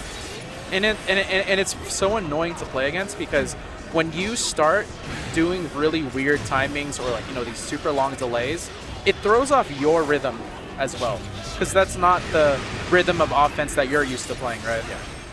It takes a while to like fully used to, and you're also risking stuff. Like if you mess up, for example, trying to like shimmy a throw and you're inside range because Nago, Yeah. you will just die. Yeah. Especially with the Nago Potemkin's little extra throw range.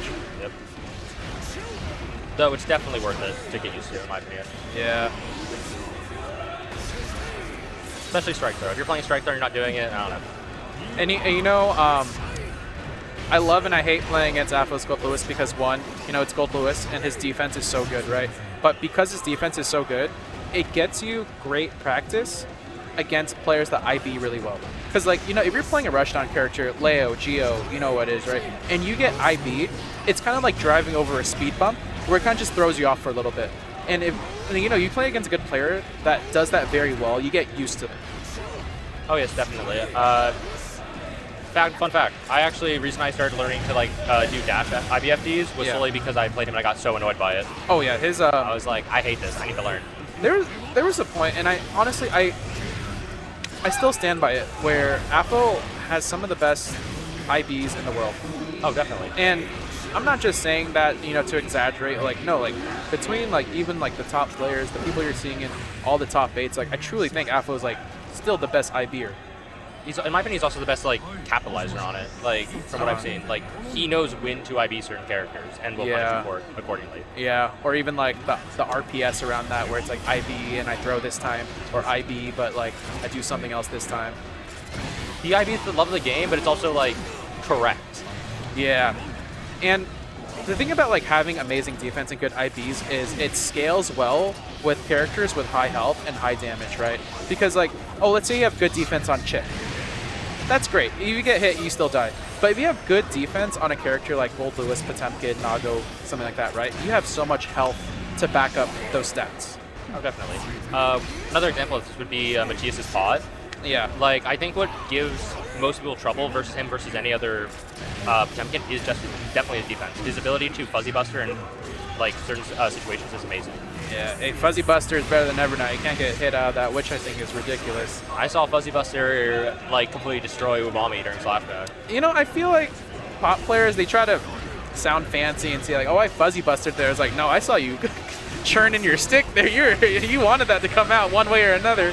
He's actually very consistent with it though. He'll time it for like, it's like one is Geo, like example is Geo Spiral Arrow. Difference between like dash 2K or dash 5K to beat 6P, or like dash up throw. For example, those are like classic layer ones. He'll Fuzzy Buster and make sure to time his like input so it will cover that until like the last time he can to Buster, which also then prevents walkout. Yeah. He's really consistent, really solid at it. Well, you know what? They have another month of doing that because we got confirmed. There's a patch coming with Lucy after Evo. I'm hoping. I think Arxis actually mentioned that. Don't quote me on it. I think I saw a headline. I'm sure they mentioned the patch. I don't know if they mentioned the pod issue. They also mentioned one character getting a new move. It's not going to be Zato, and I'm going to love to see the Tene tweet. It's it's great. Well, Apho's actually about to close this out with a clean 3-0. But you know what? It was like, what, Evo 2023, we're adding new moves for all the starting characters. Like, fast forward 2 years and half the cast still hasn't gotten theirs yet. And you can probably like guess that's like, what do these characters even need? What does Soul need? What does Kai need? What does Leo even need, right? Like, I definitely think a character like Zato hasn't got one definitely needs something. Also, congrats to Apho for 3-0. But yeah, I think like a character like Zato definitely could use a new move to like round out his kit, especially where he is right now. Yeah. Because the swapping with Eddie, that move, they're just pretending that that's not real, right? Remember when that used to be so bad and you'd actually swap Zato and Eddie? Yeah. And just lose all your offense and die? Yeah. All right, now this is the golden road that Seri must cross to get his win tonight. And honestly, this is tough as hell. He needs to go through Apho. Yeah. And if he beats Apho, he needs to beat Jonathan. If he beats Jonathan, you need to beat Brone twice. Would be a crazy run, though. It would be. Absolutely. And I definitely think he can do it. He lost 3-2 to Apho, but he actually almost like a reverse sweep.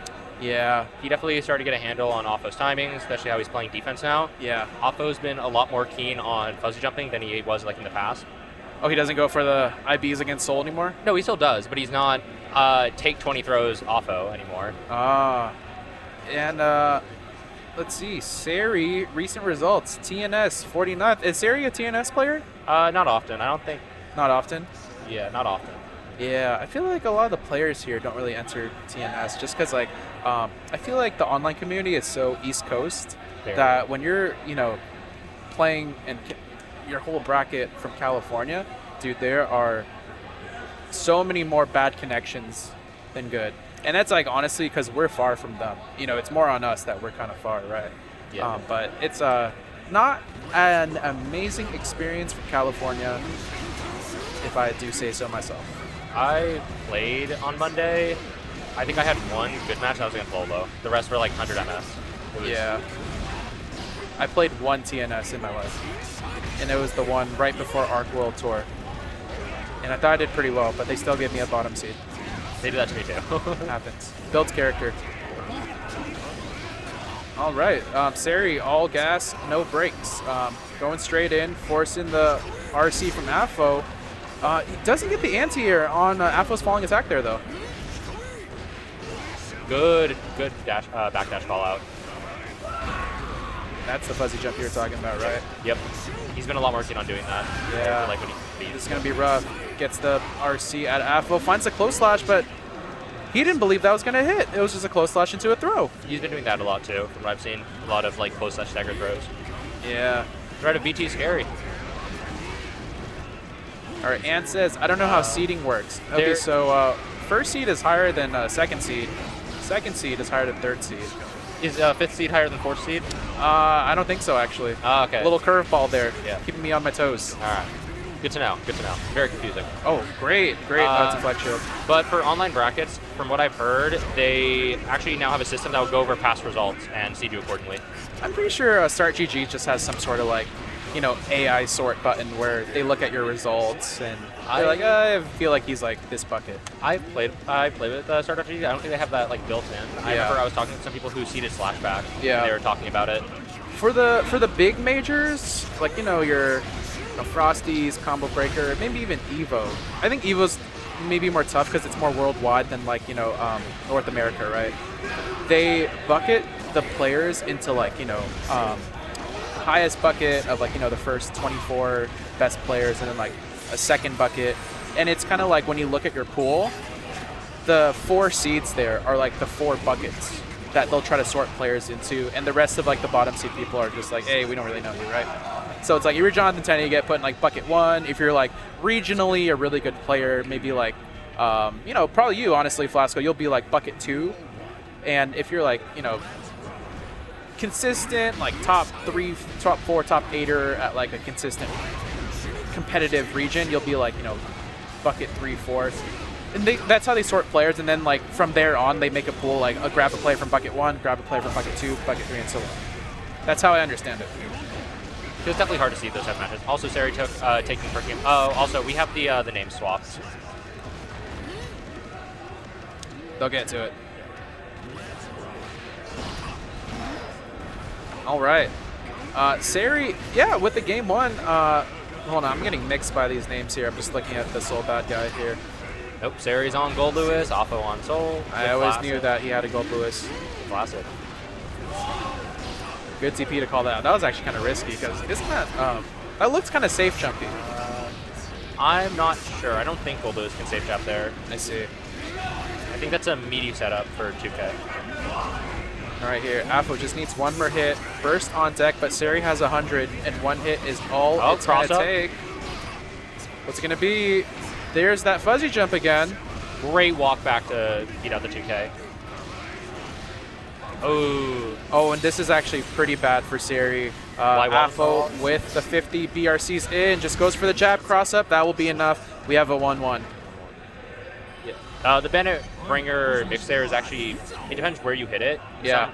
Sometimes you can get like a cross up low like Seri's been doing. Yeah. Very difficult to pull off on it, like surprisingly.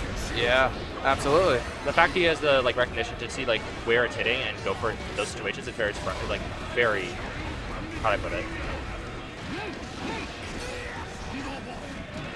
It's commendable. Commendable. Very respectful. Very respectful. I can't do it. Neither can I. But that's why God gave me a flash kick. Don't got no direction. Yep. Now go. There's the fuzzy. Yeah, you weren't kidding. Apho's getting a ton of mileage from the fuzzy jumps here. Yeah, and taking the lead in the set as well. Big far slash gonna force out the burst early. And that's so true. When you drone and you jump JH to keep in the corner, man, you're just spin. And look at Seri's meter just getting taxed from all that. Seri does find the 5P counter hit anti-air though, taking his turn back, pushing Apho immediately to the corner. Good feint. My goodness, in the cross up too. All that work for what?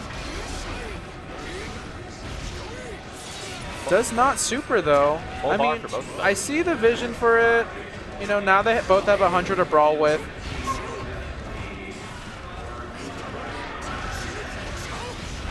How does the positive bonus from wall break interact with the penalty from YRC on meter? Do you know? I'm pretty sure positive bonus actually the gain from it is ignored by, or it ignores a tension penalty. I see. So you won't be gaining the normal amount, like the bonus you'd be getting from like positive bonus like you would gain normally while running or doing combo. However, Yeah. you'll still gain the passive tension that you gain normally. I see. That's why they pay you the big bucks, man. No, I just think the meter system in this game is something. It is. Something. Guilty meter strive. Yep.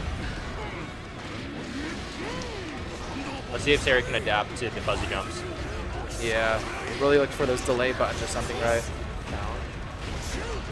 Oh, Oh my goodness. This The will be death. fly swatter. Ooh. Yeah. Unfortunate. We need Seri to lock in right now. I mean, he almost reverse swept Apho earlier in round 2 pool, so hey, it's not over yet. That was pretty insane DP though, I gotta say. But you're gonna need a little insanity to bring this back.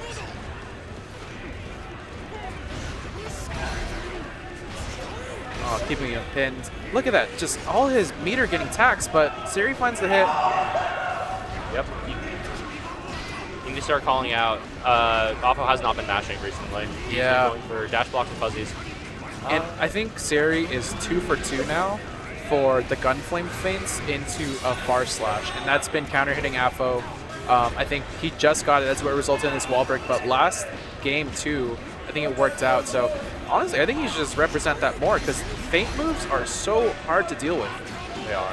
It punishes good reactions, which is frustrating. Oh, unfortunate whiff on the BT.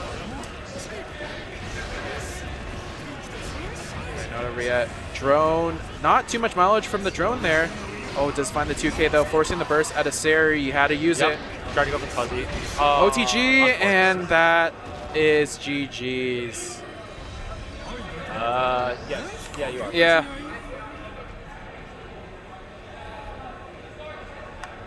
And says Seri is a YRC Tap Dust Enjoyer RIP. He does YRC a lot. Actually, I don't think he YRCs a lot on Soul. But I noticed when Seri plays like Nago or Ram, and in the absence of DP, that's when YRC comes out a lot more. He's very anti when it comes to defense in general. He's not one to really want to hold or like maintain a disadvantage state, which is also why I see him like jump a lot in corner. Yeah. In hopes like maybe like getting out or jumping something. And I think with characters like Soul, that's not wrong. It's not. You know, because it's RPS, and with Soul, his RPS, when he guesses right, is so rewarding that like, you know, people hate, you know, they always clown him like, oh, you never block, you always do this, do that, but it's like, it's valid. You know, it's valid. Why would I block on pot? That's what I'm saying. If you have optimal Soul combos, then you don't really need to like block and be on. It's just RPS, right? Like if you're playing against a character that can't out damage you, there's nothing wrong with RPS. Unfortunate burst. Or just bad burst, I guess, from Apho. Just getting hit by the Jade, JK Fuzzy. Yeah, I think definitely like the threat of like invincible reversal, especially from Seri, like you're so scared to just want to like to press on him in general. Yeah. I think out of everyone, like I'm more scared to press on Seri than any other person here. Yeah. And you know, I'll compare it to, let's say, like Soul versus Kai, right? If Soul whiffs a DP, Kai can, you know, take a pretty solid 50%, right? If Kai whiffs a DP, Soul is taking 60, 70. So it's like, in that situation, like the numbers are in your favor. It's not a bad idea to RPS, right? It's almost like an equalizer. Definitely. Yeah. And like Soul has probably some of the best buttons to like challenge people waiting for DP. Yeah. Right. Wow, great hover to not only call out the drone, but find the hit on the way down as well.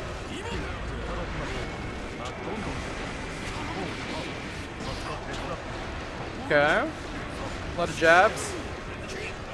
YRC, but I think this is going to hurt him more than help him because, like, you have no resources.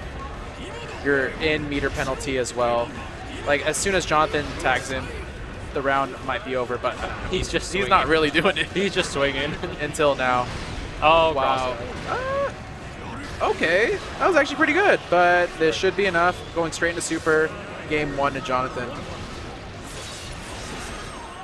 I actually don't know how this matchup is given 4.0. Look, man, I assume every matchup for Zato is losing. Well, hear me out. I'm going to get chastised eventually. Go for it. But from what I've heard from Gold players, this used to be like worst matchup ever.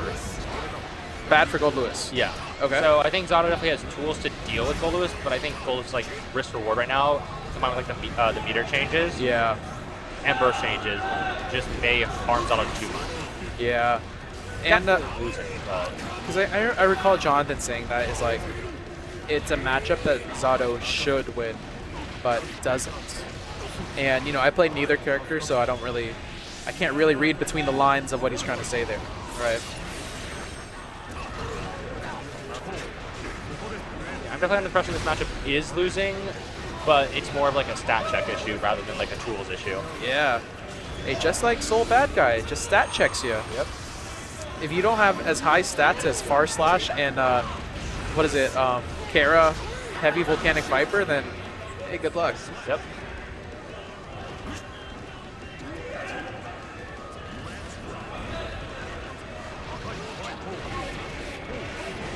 Great conversion. Should lead to a wall break.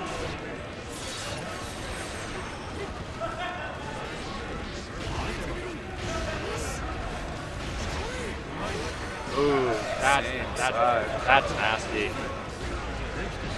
Good 6B. Keep him in the corner. Is there a super here? Excalibur.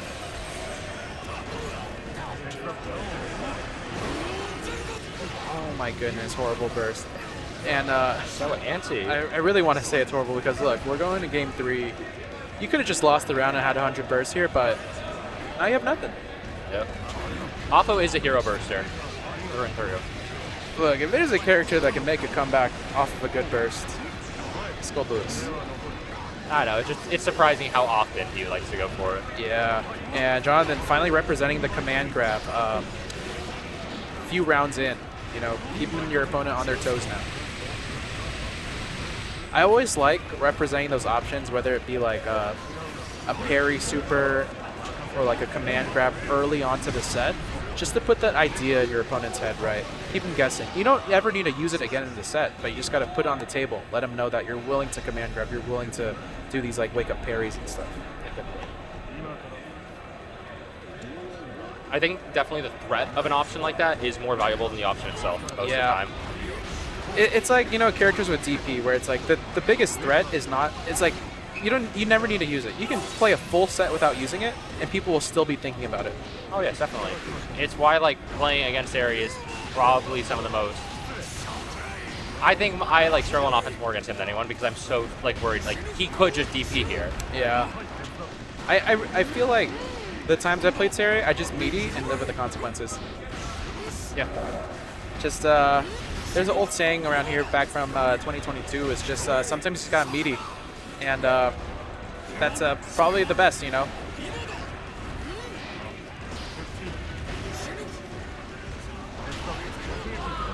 Oh my goodness!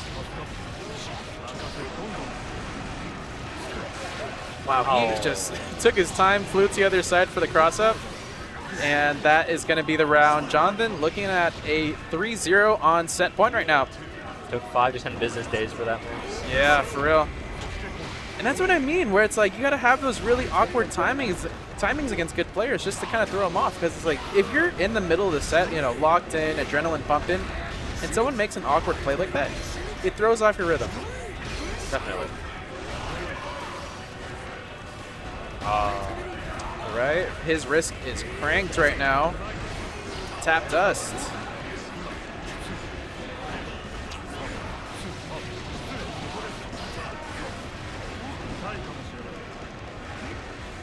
We're just pulling this.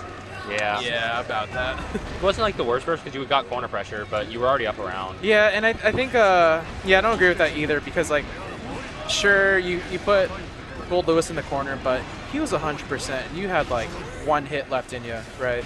And if you really want to, you could have just deflect shield the 50-50, played the RPS, and you had to kind of guess with meter in, like, BT, RRC, 50-50. Yeah, 2S counter hit is going to get the burst out of Apho here. 2K2D finding its mark.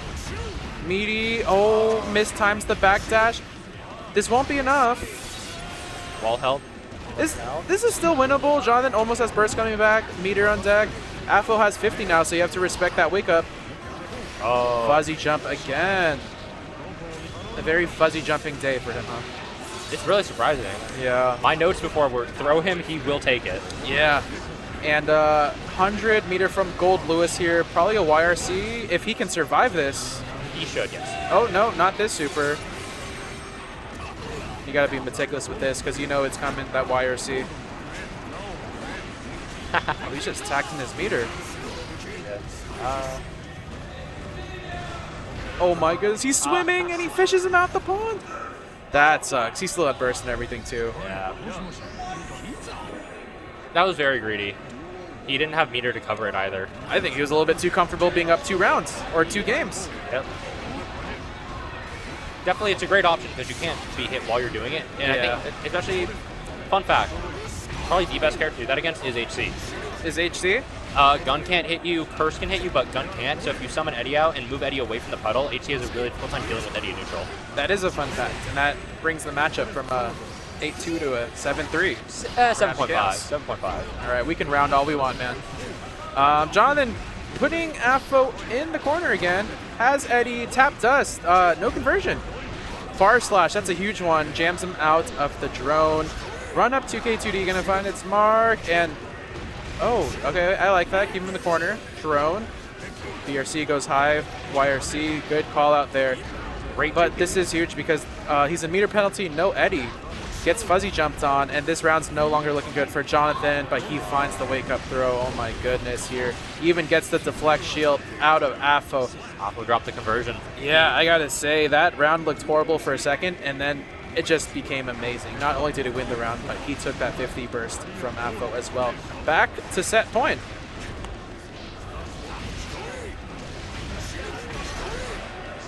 One IB. Yep. One IB. Sometimes that's all you need. Was that a 2K or 2P? Doesn't matter. Look You at know, the I name. was just looking at the health bar. Yep. Just seeing how much he can take. Does it really matter? Yeah. Right here. Oh. Apho kind of slowing down, backing up into a corner. I felt like maybe he just backdashed a bit too much there. Great stay on your ground. Great IBFD. Forces out any form of RPS and gives him allows him to just kind of play against auto with his better Yeah. range buttons. And Apho now 1 game away from tying this up. Jonathan has been on set point for a few rounds now, but see if he can close out.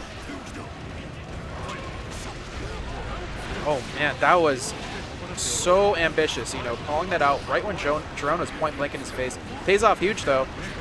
Now you're gonna have to block this mix. Man, if I were him, my eyes would just be laser focused on tap dust, but that never came out. And he has been blocking for like 15 seconds. Finally gets the YRC off. 6P is going to find the whiff air throw. Burst is almost back for Apho though, and Far Slash stuffs out the drone. And I see Jonathan playing so slow to play around the burst. And not too much mileage from that burst, but he does survive. It is his turn again. Jonathan blocks the cross up, blocks the overhead. His risk is getting cranked. He gets thrown. You're going to have to deal with another drone. The flex shield's going to buy him some room, but you're still in the corner. Oh no, he gets the throw. And that's it. Goes low. Unfortunate. GG's. Are we calling that a GG's? It was goalless. I don't think you can have GGs. Those were games. They were games. Won't say what type of games. And there's no winner, honestly, because Apho lost and Jonathan is shaking his head. So we really just got 2 losers on stage. Yep. Now we get to see Brone versus Tene again.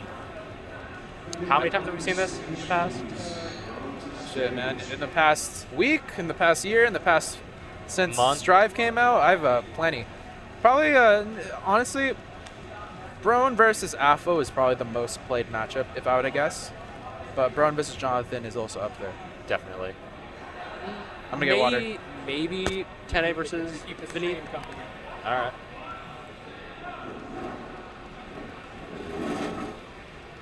BGs, you played Gold Lewis? Yeah. No, Tene, known Gold Lewis hater.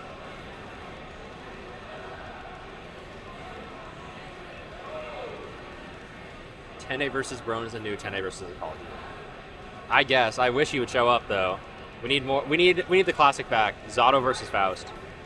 That's like the classic Guildhouse. You've lost to my soul. Calm down.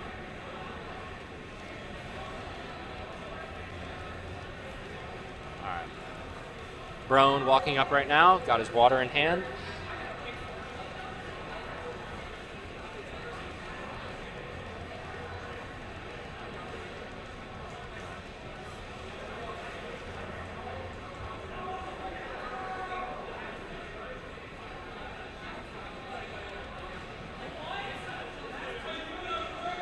Tene is talking about his match with Apho, going over how he was a pixel and Apho messed up and he won for it. So Tene is ranting about how Gold Lewis is broken. The classic.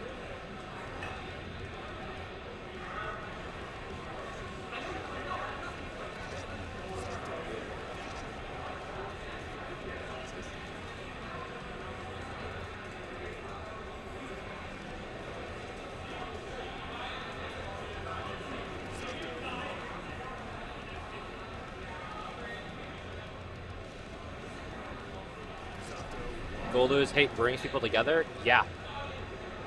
Yeah. It is very beautiful.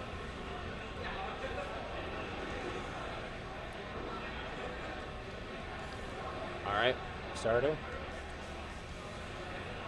Fun fact, Tene would only play, the only matchup Tene would be willing to play Zato into in a tournament set prior to him like playing Zato like fully now was Bedman.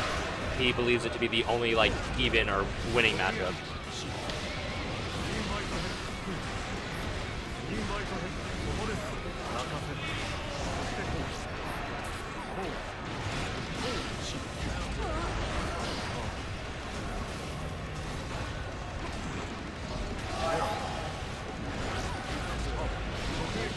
Catches Brone mashing. Bish.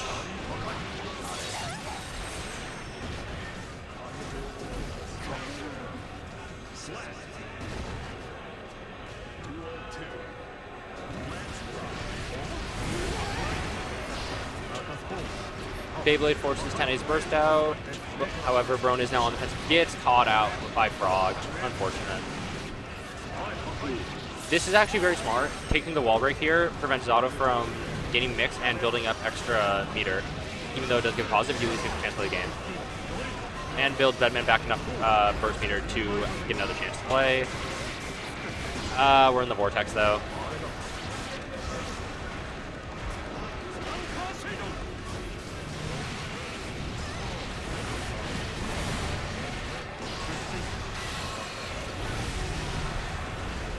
Great jump call out, keeps him in the corner.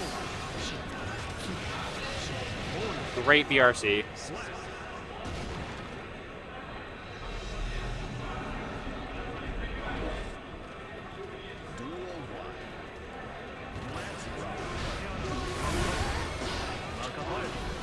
Unfortunately, Brone gets burst into the corner, is now forced to hold Zato mix.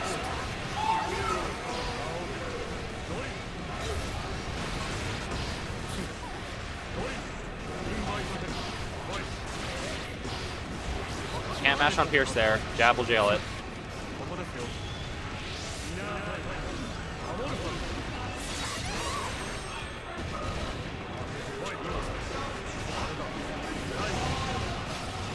One thing I have noticed Tene using against Brone a lot is definitely close up Pierce into 5P, as Brone is very used to trying to call out Pierce with his 2K, or even 2P for that matter.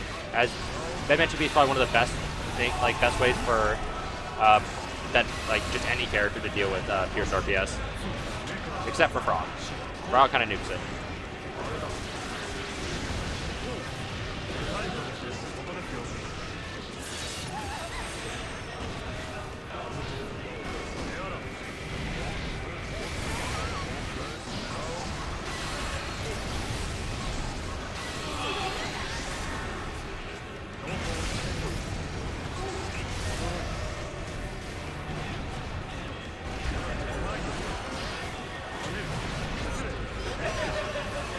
Oh, unfortunate burst. Oh, Tene doesn't get... Mix it up anyway.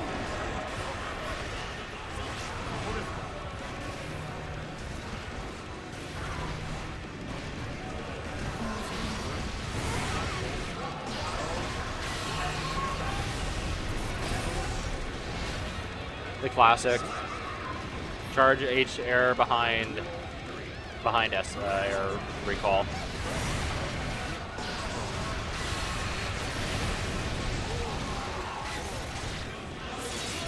This positive could spell the end of the set. Bedman with positive, especially against Auto. Oh, this should be it. Oh no, Brone drops! There is a route there for Bedman to lock out a burst completely while wall breaking. It is very disgusting.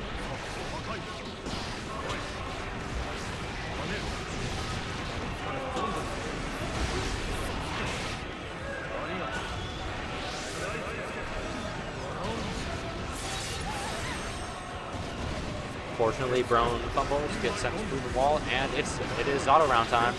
Oh, great tack. Forced to go for a risky mix on Zato, and Brone brings it to 1-1.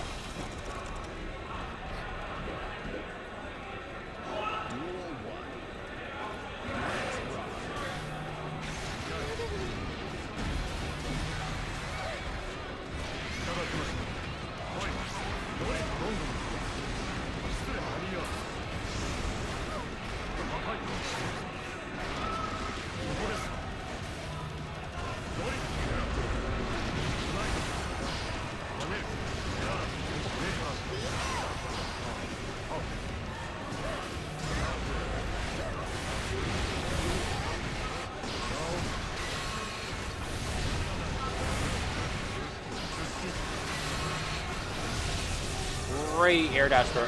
Great air dash cancel into throw.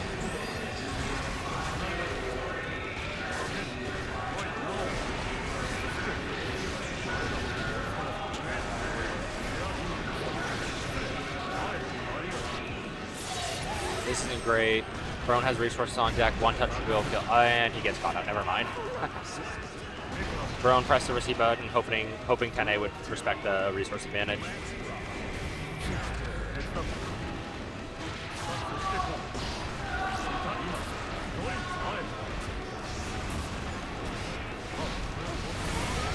Great defense, great patience. Unfortunate drop. He did not think that would connect. Trying to get a cheeky 2H quick cancel into, or 2H cancel into H error.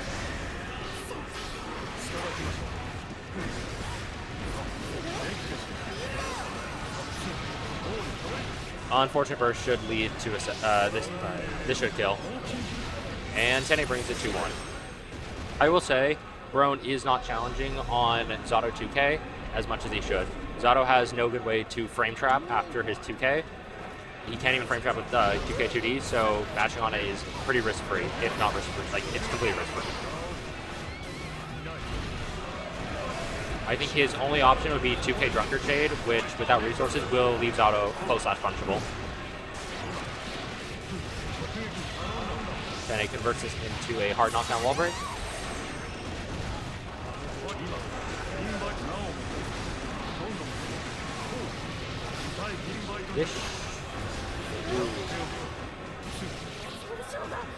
Tene could have killed there with the Morphus. Maybe he was trying to greed to not give Brone more resources, but gets around anyway. He is looking to reach the bracket now, this last round point.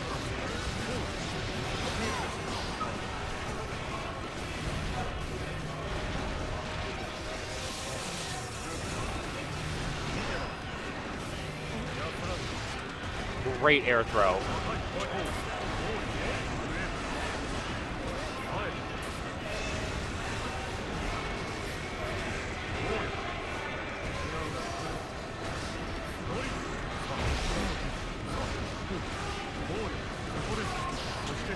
Tene stalls to get Eddie back, and now we're back in the vortex. And Tene resets the bracket.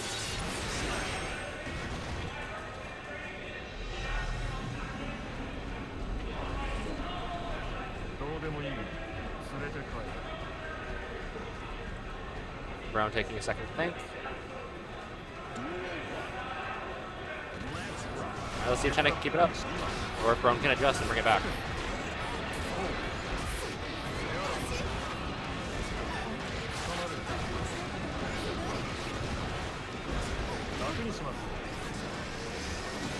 That was one thing we were just talking about. The JS stall there was actually to catch Brone's fuzzy. Brone was willing to stand by. Brone, knowing that Tene has already tried to call fuzzy, willing to wait, and that paid off. Well, didn't. Still lost the round, but definitely the correct move. Tene's been trying to call fuzzy this entire set. Ooh, unfortunate trade.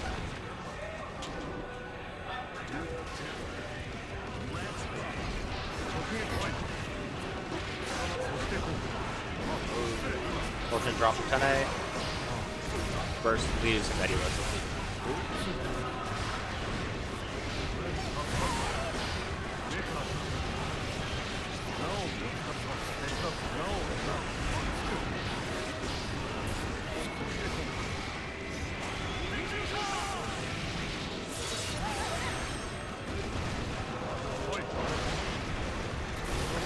Great challenge.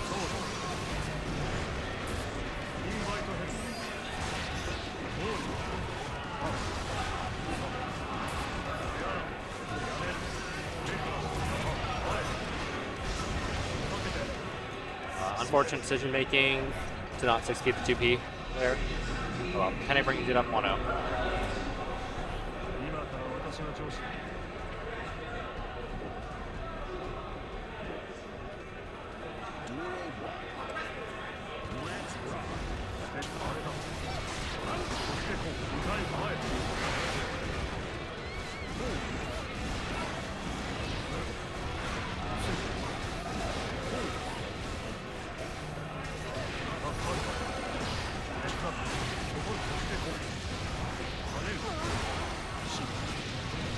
You gotta know you can't burst that, Brone. You gotta know. Fully burst safe. Gotta hold. Leads to Tene getting positive. And Brone is once again stuck holding a 50-50 with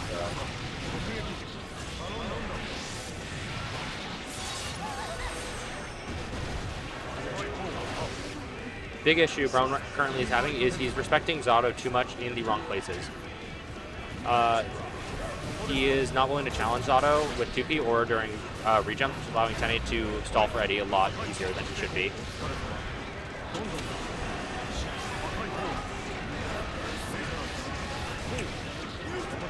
There's that Jade Fuzzy Tene loves so much.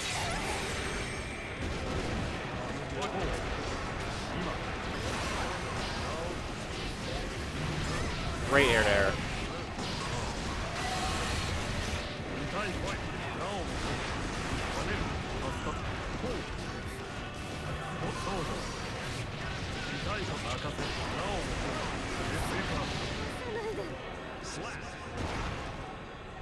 That is 2-0. Tene looking to make this a clean 3-0 bracket grand finals.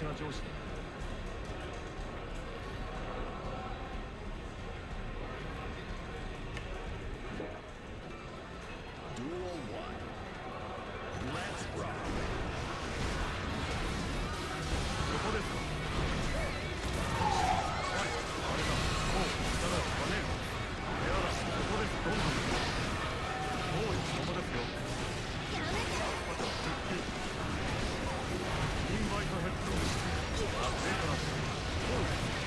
Sam's getting caught by Frog.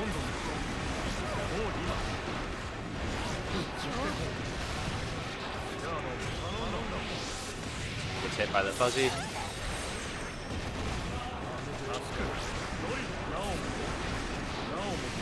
And Tene brings this to set point. Let's see, can Brone adapt to this final round, make a comeback?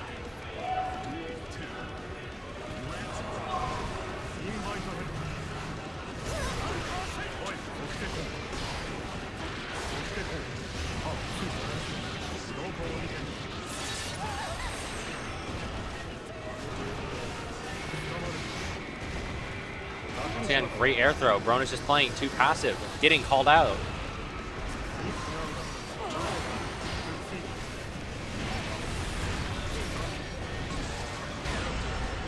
Oh. And this should be it. No. 2-0. Grand final reset, 2-0. And that air throw should be it. And, all right. Bye, Brian. And Tene is your Guildhouse. What number is this?